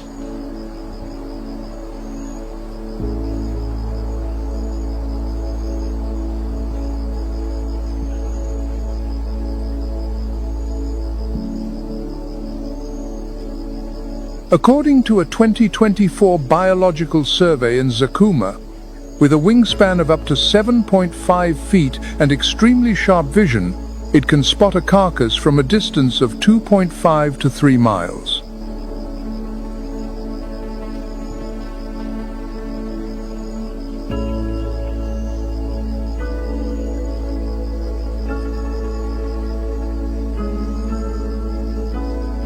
When one individual spots an opportunity, it circles in a spiral above the site, a clear visual signal that attracts other vultures within minutes.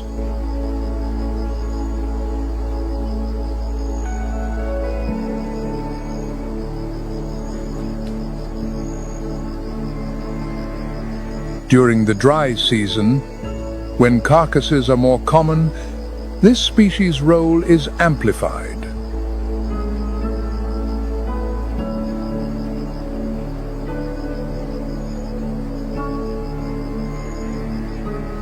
They can clean a carcass in hours, eliminating pathogens such as anthrax.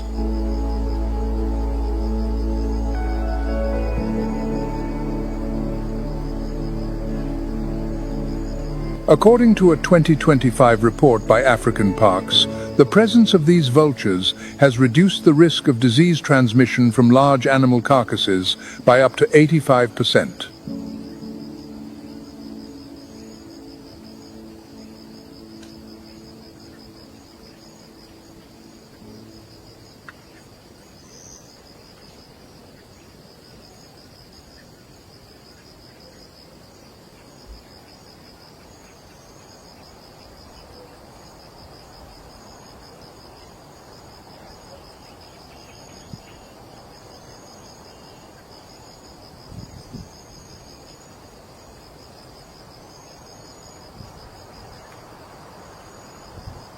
Antelopes belong to a diverse group within the Bovidae family, the same as cattle, goats, and sheep.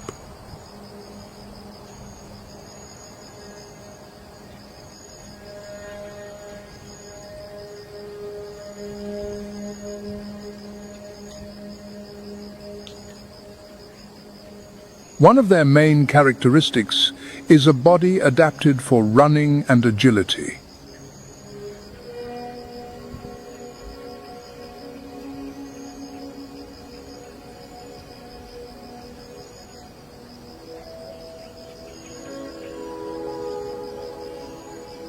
They are herbivores, feeding on grasses, leaves, and in some cases, aquatic plants.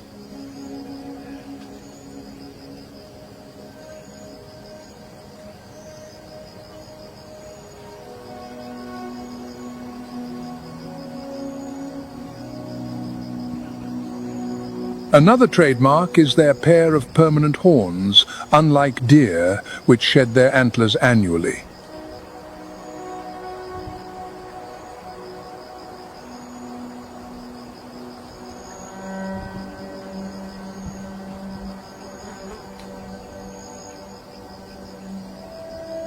Antelopes are also distinguished by their highly developed senses. Wide vision, acute hearing.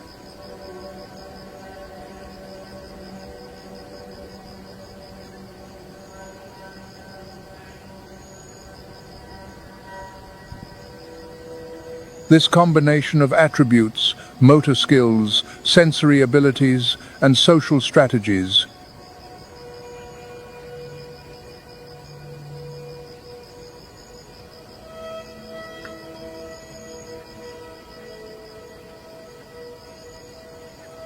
This humid paradise is home to an impressive diversity of species.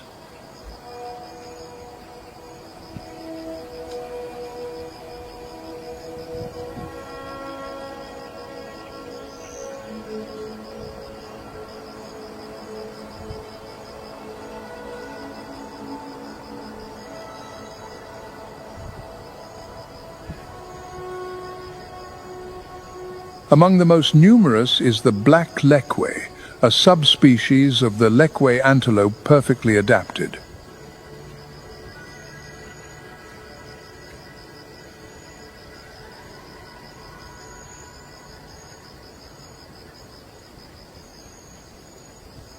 These antelopes live in large herds that can number in the hundreds, forming one of the most notable presences.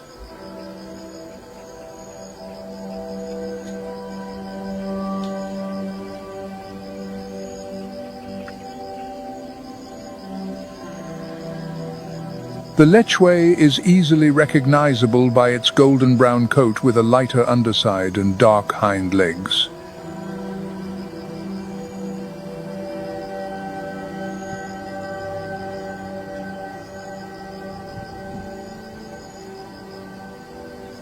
But most impressive is its adaptation to the flooded environment.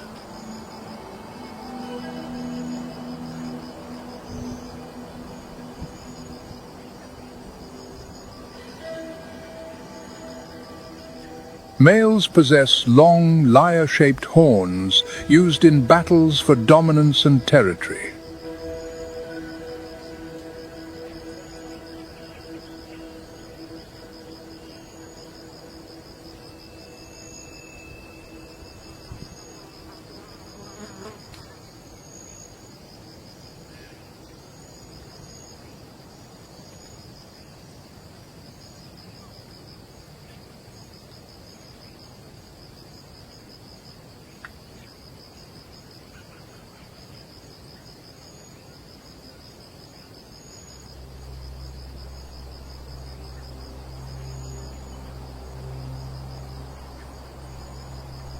Amid the bustling life of the delta, there is a ghost, the Sitatunga.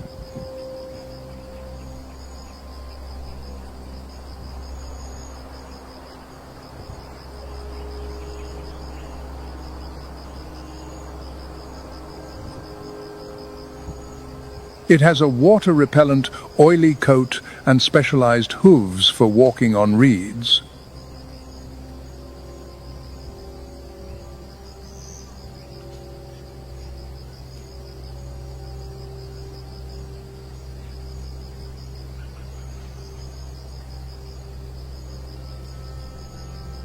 When in danger, it does not flee. It submerges, leaving only its nostrils exposed, and vanishes.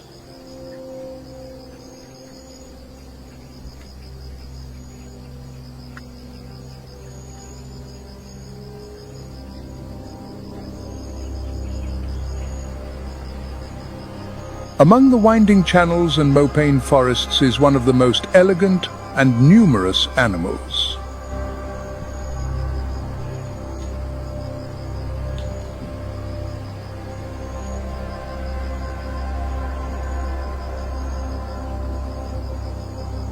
With its soft caramel-colored coat, black markings on its hind legs, and ever-watchful eyes.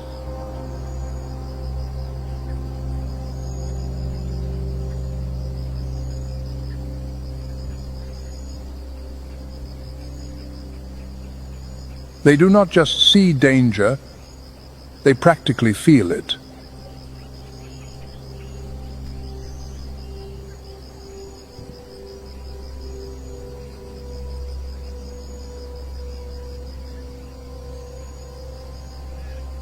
In a sudden leap, they can reach 10 feet in height and cover 33 feet in a single bound.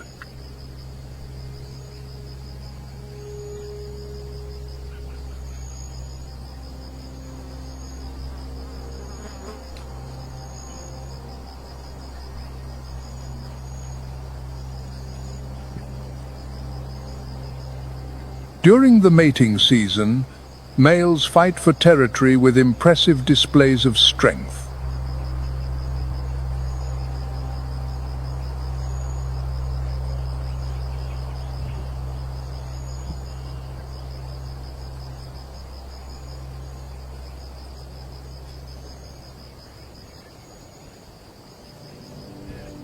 The largest antelope, the eland, majestic and silent, is often seen wandering in small groups.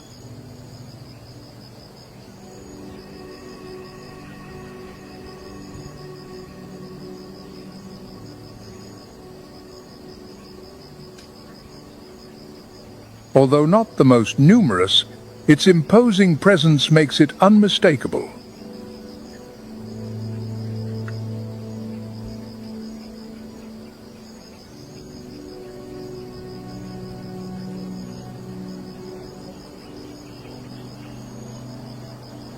Males can weigh between 1,760 and 2,200 pounds, with some exceeding that mark.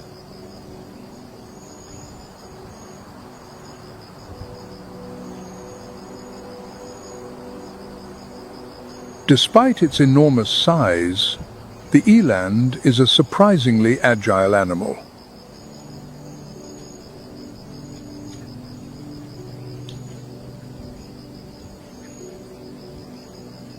It can jump over fences up to 6.5 feet high, and over short distances can reach considerable speeds.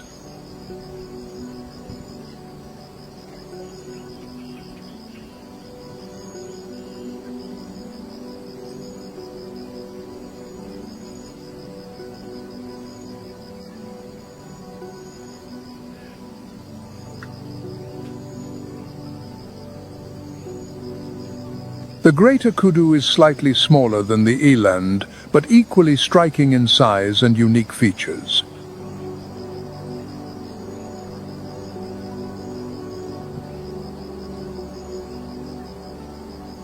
With majestic spiral horns that can measure over 3 feet along the curve, this antelope not only commands respect,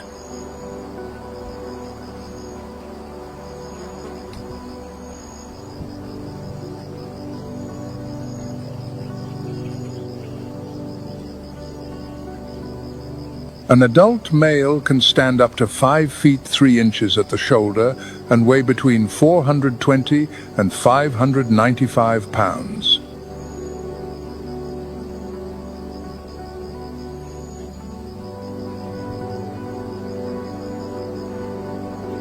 The total body length can reach an impressive 8 feet, not including the tail, which adds another 12 to 20 inches.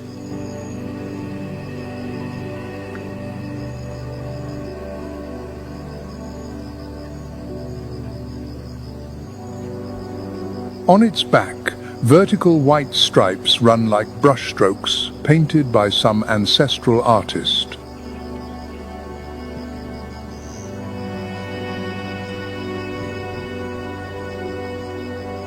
Each marking seems to tell an ancient story of survival, wisdom, and silence.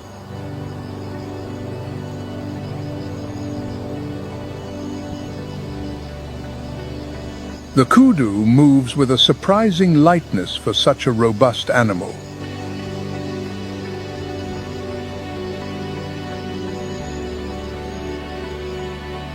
A symbol of strength and mystery, the greater kudu has been revered by various African cultures.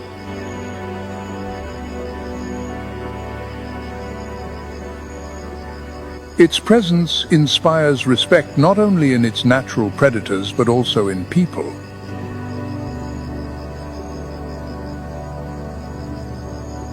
The kudu is a master of camouflage and disappearance. It is this duality between its majestic presence and its absolute silence that makes it an almost mystical figure.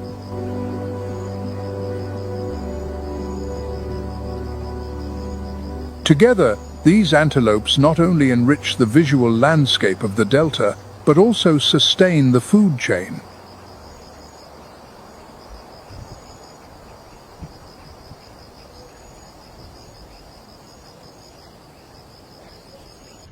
The world operates under a relentless law.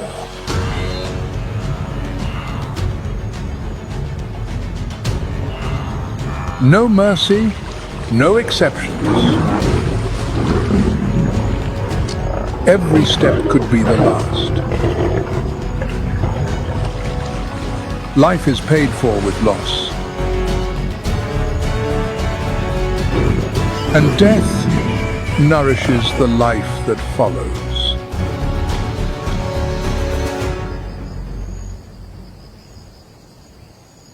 Africa, under a searing heat, is a kingdom with no place for the weak.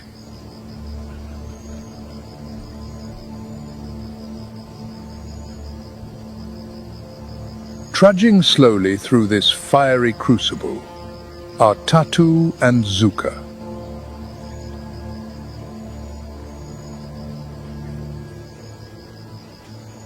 Exiled by their own father to obey the laws of natural selection, the two brothers have just entered a nomadic existence of life and death.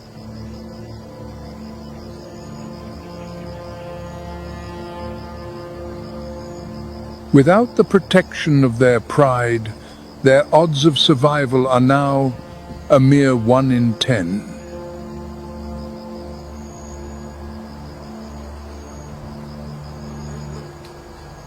The only thing anchoring them to the threshold of life is this bond of blood.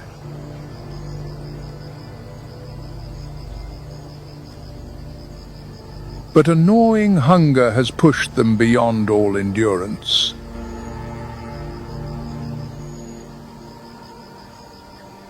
Risking everything, Tatu targets a herd of impala sheltering in the distance.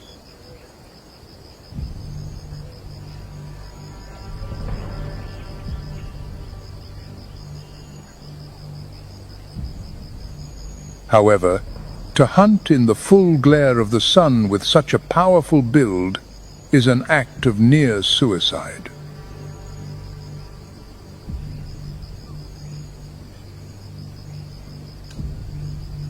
Under the violent sun, the most vigilant eyes of the savannah have already locked onto them.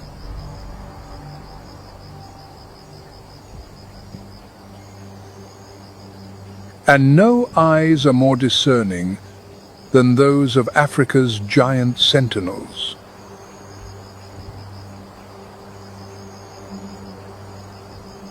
The giraffe.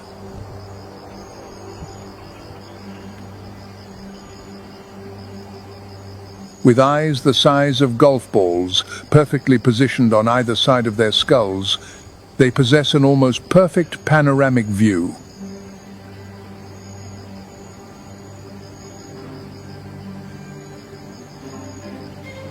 From a height of over 16 feet, towering over the plains, not a single blade of grass can stir without their notice.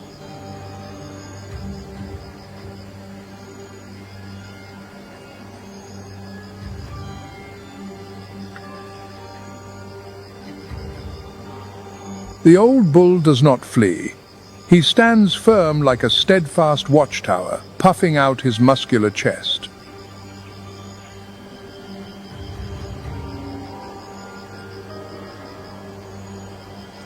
Though human ears cannot detect it, the giraffe is emitting infrasonic waves, deep vibrations that travel through the thick air.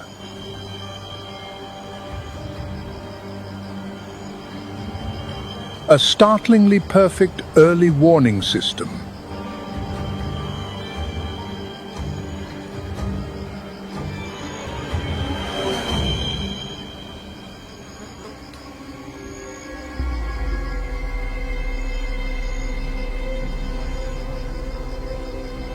In an instant, the impala herd vanishes into a hazy cloud of dust. Tatu's ambush has failed completely before it could even begin. Standing under the harsh sun, Tatu and Zuka have learned a bitter lesson of survival. The supreme muscular strength of a lion is rendered meaningless if they cannot bypass this living radar system of the savannah.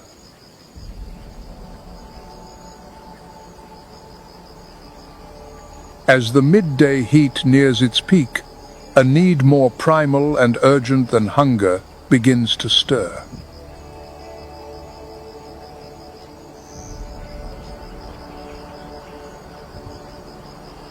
Water.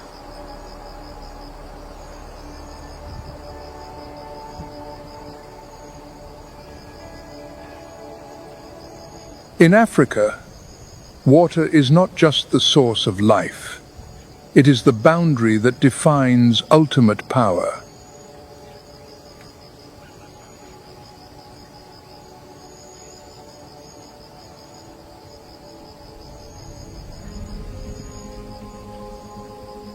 Tatu and Zuka, drained by the merciless sun, are forced to a murky wallow, bubbling and reeking of ammonia.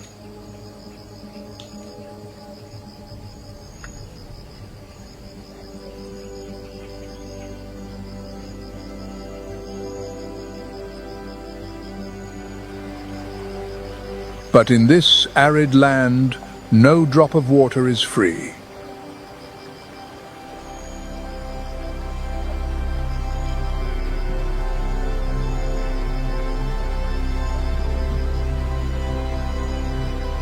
The hippopotamus.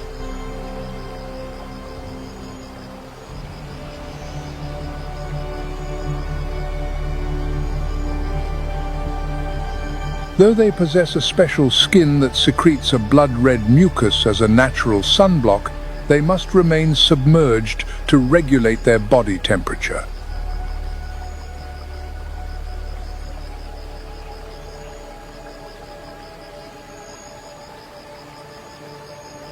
And as the waterholes shrink, the territoriality of these tyrants of the swamp becomes brutally extreme.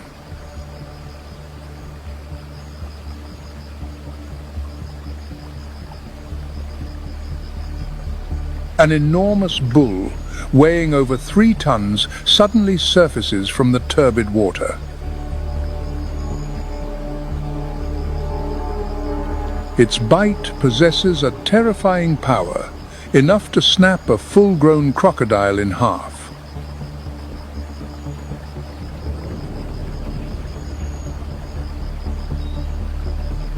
For young lions like Tatu and Zuka, such a bite would be an irreversible death sentence.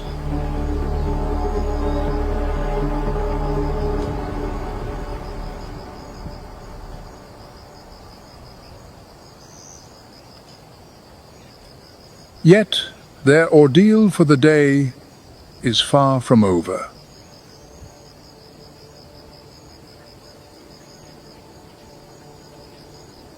The ground beneath them begins to tremble rhythmically, heralding the arrival of giant phantoms emerging from the red dust.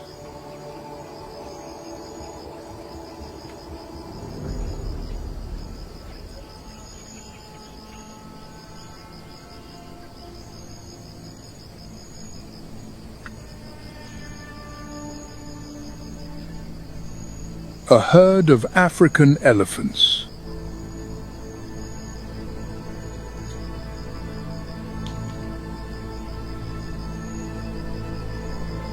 Leading them is a veteran matriarch, the holder of the wisdom and absolute authority of an entire family.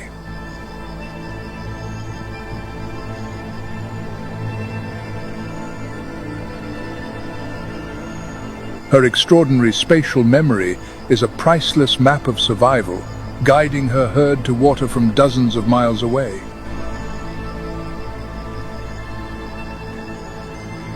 She flares her enormous ears in a threat display, lets out a deafening trumpet, and kicks up clouds of dust.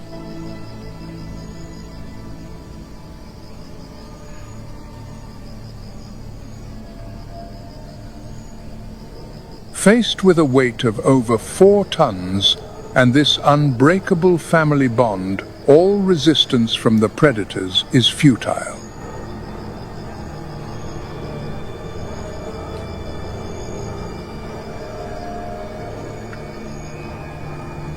Tatu and Zuka must once again retreat, sullenly surrendering the quiet shade to these magnificent beings.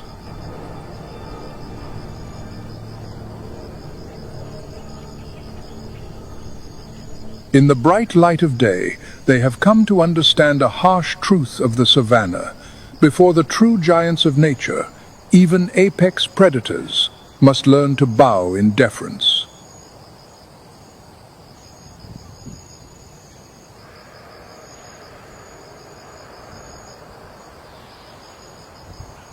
As the afternoon sun begins to dip, the oppressive heat continues to suffocate the savannah.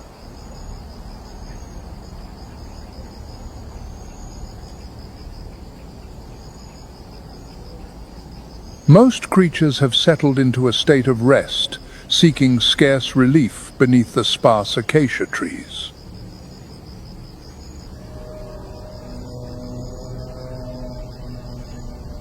But for Tatu and Zuka, gnawing hunger has driven them to the edge.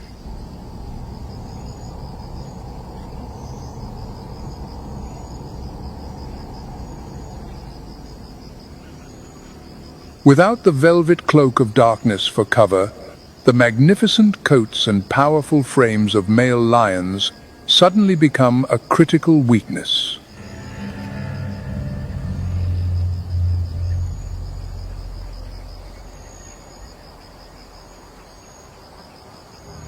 However, these future kings are not armed merely with muscle and sharp teeth.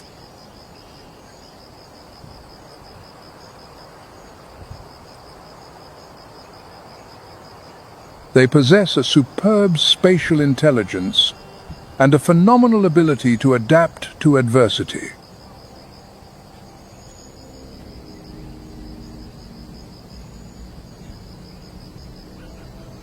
Instead of giving up, Tatu and Zuka decide to turn the cracked scars of the landscape into their ultimate weapon.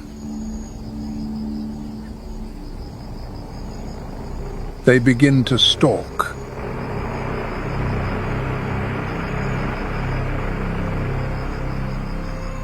Moving carefully against the wind, the two brothers use this invisible trench to silently close the distance.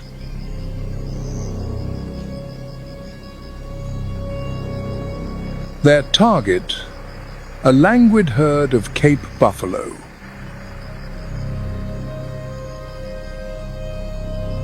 An incredible silent coordination unfolds. Zuka suddenly bursts forward, startling the herd and driving them in a panic toward the edge of a ravine.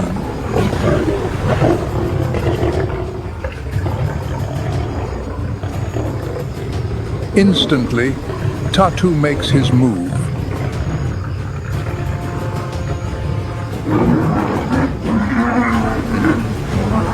He latches onto an unlucky young buffalo that has stumbled and lost its footing.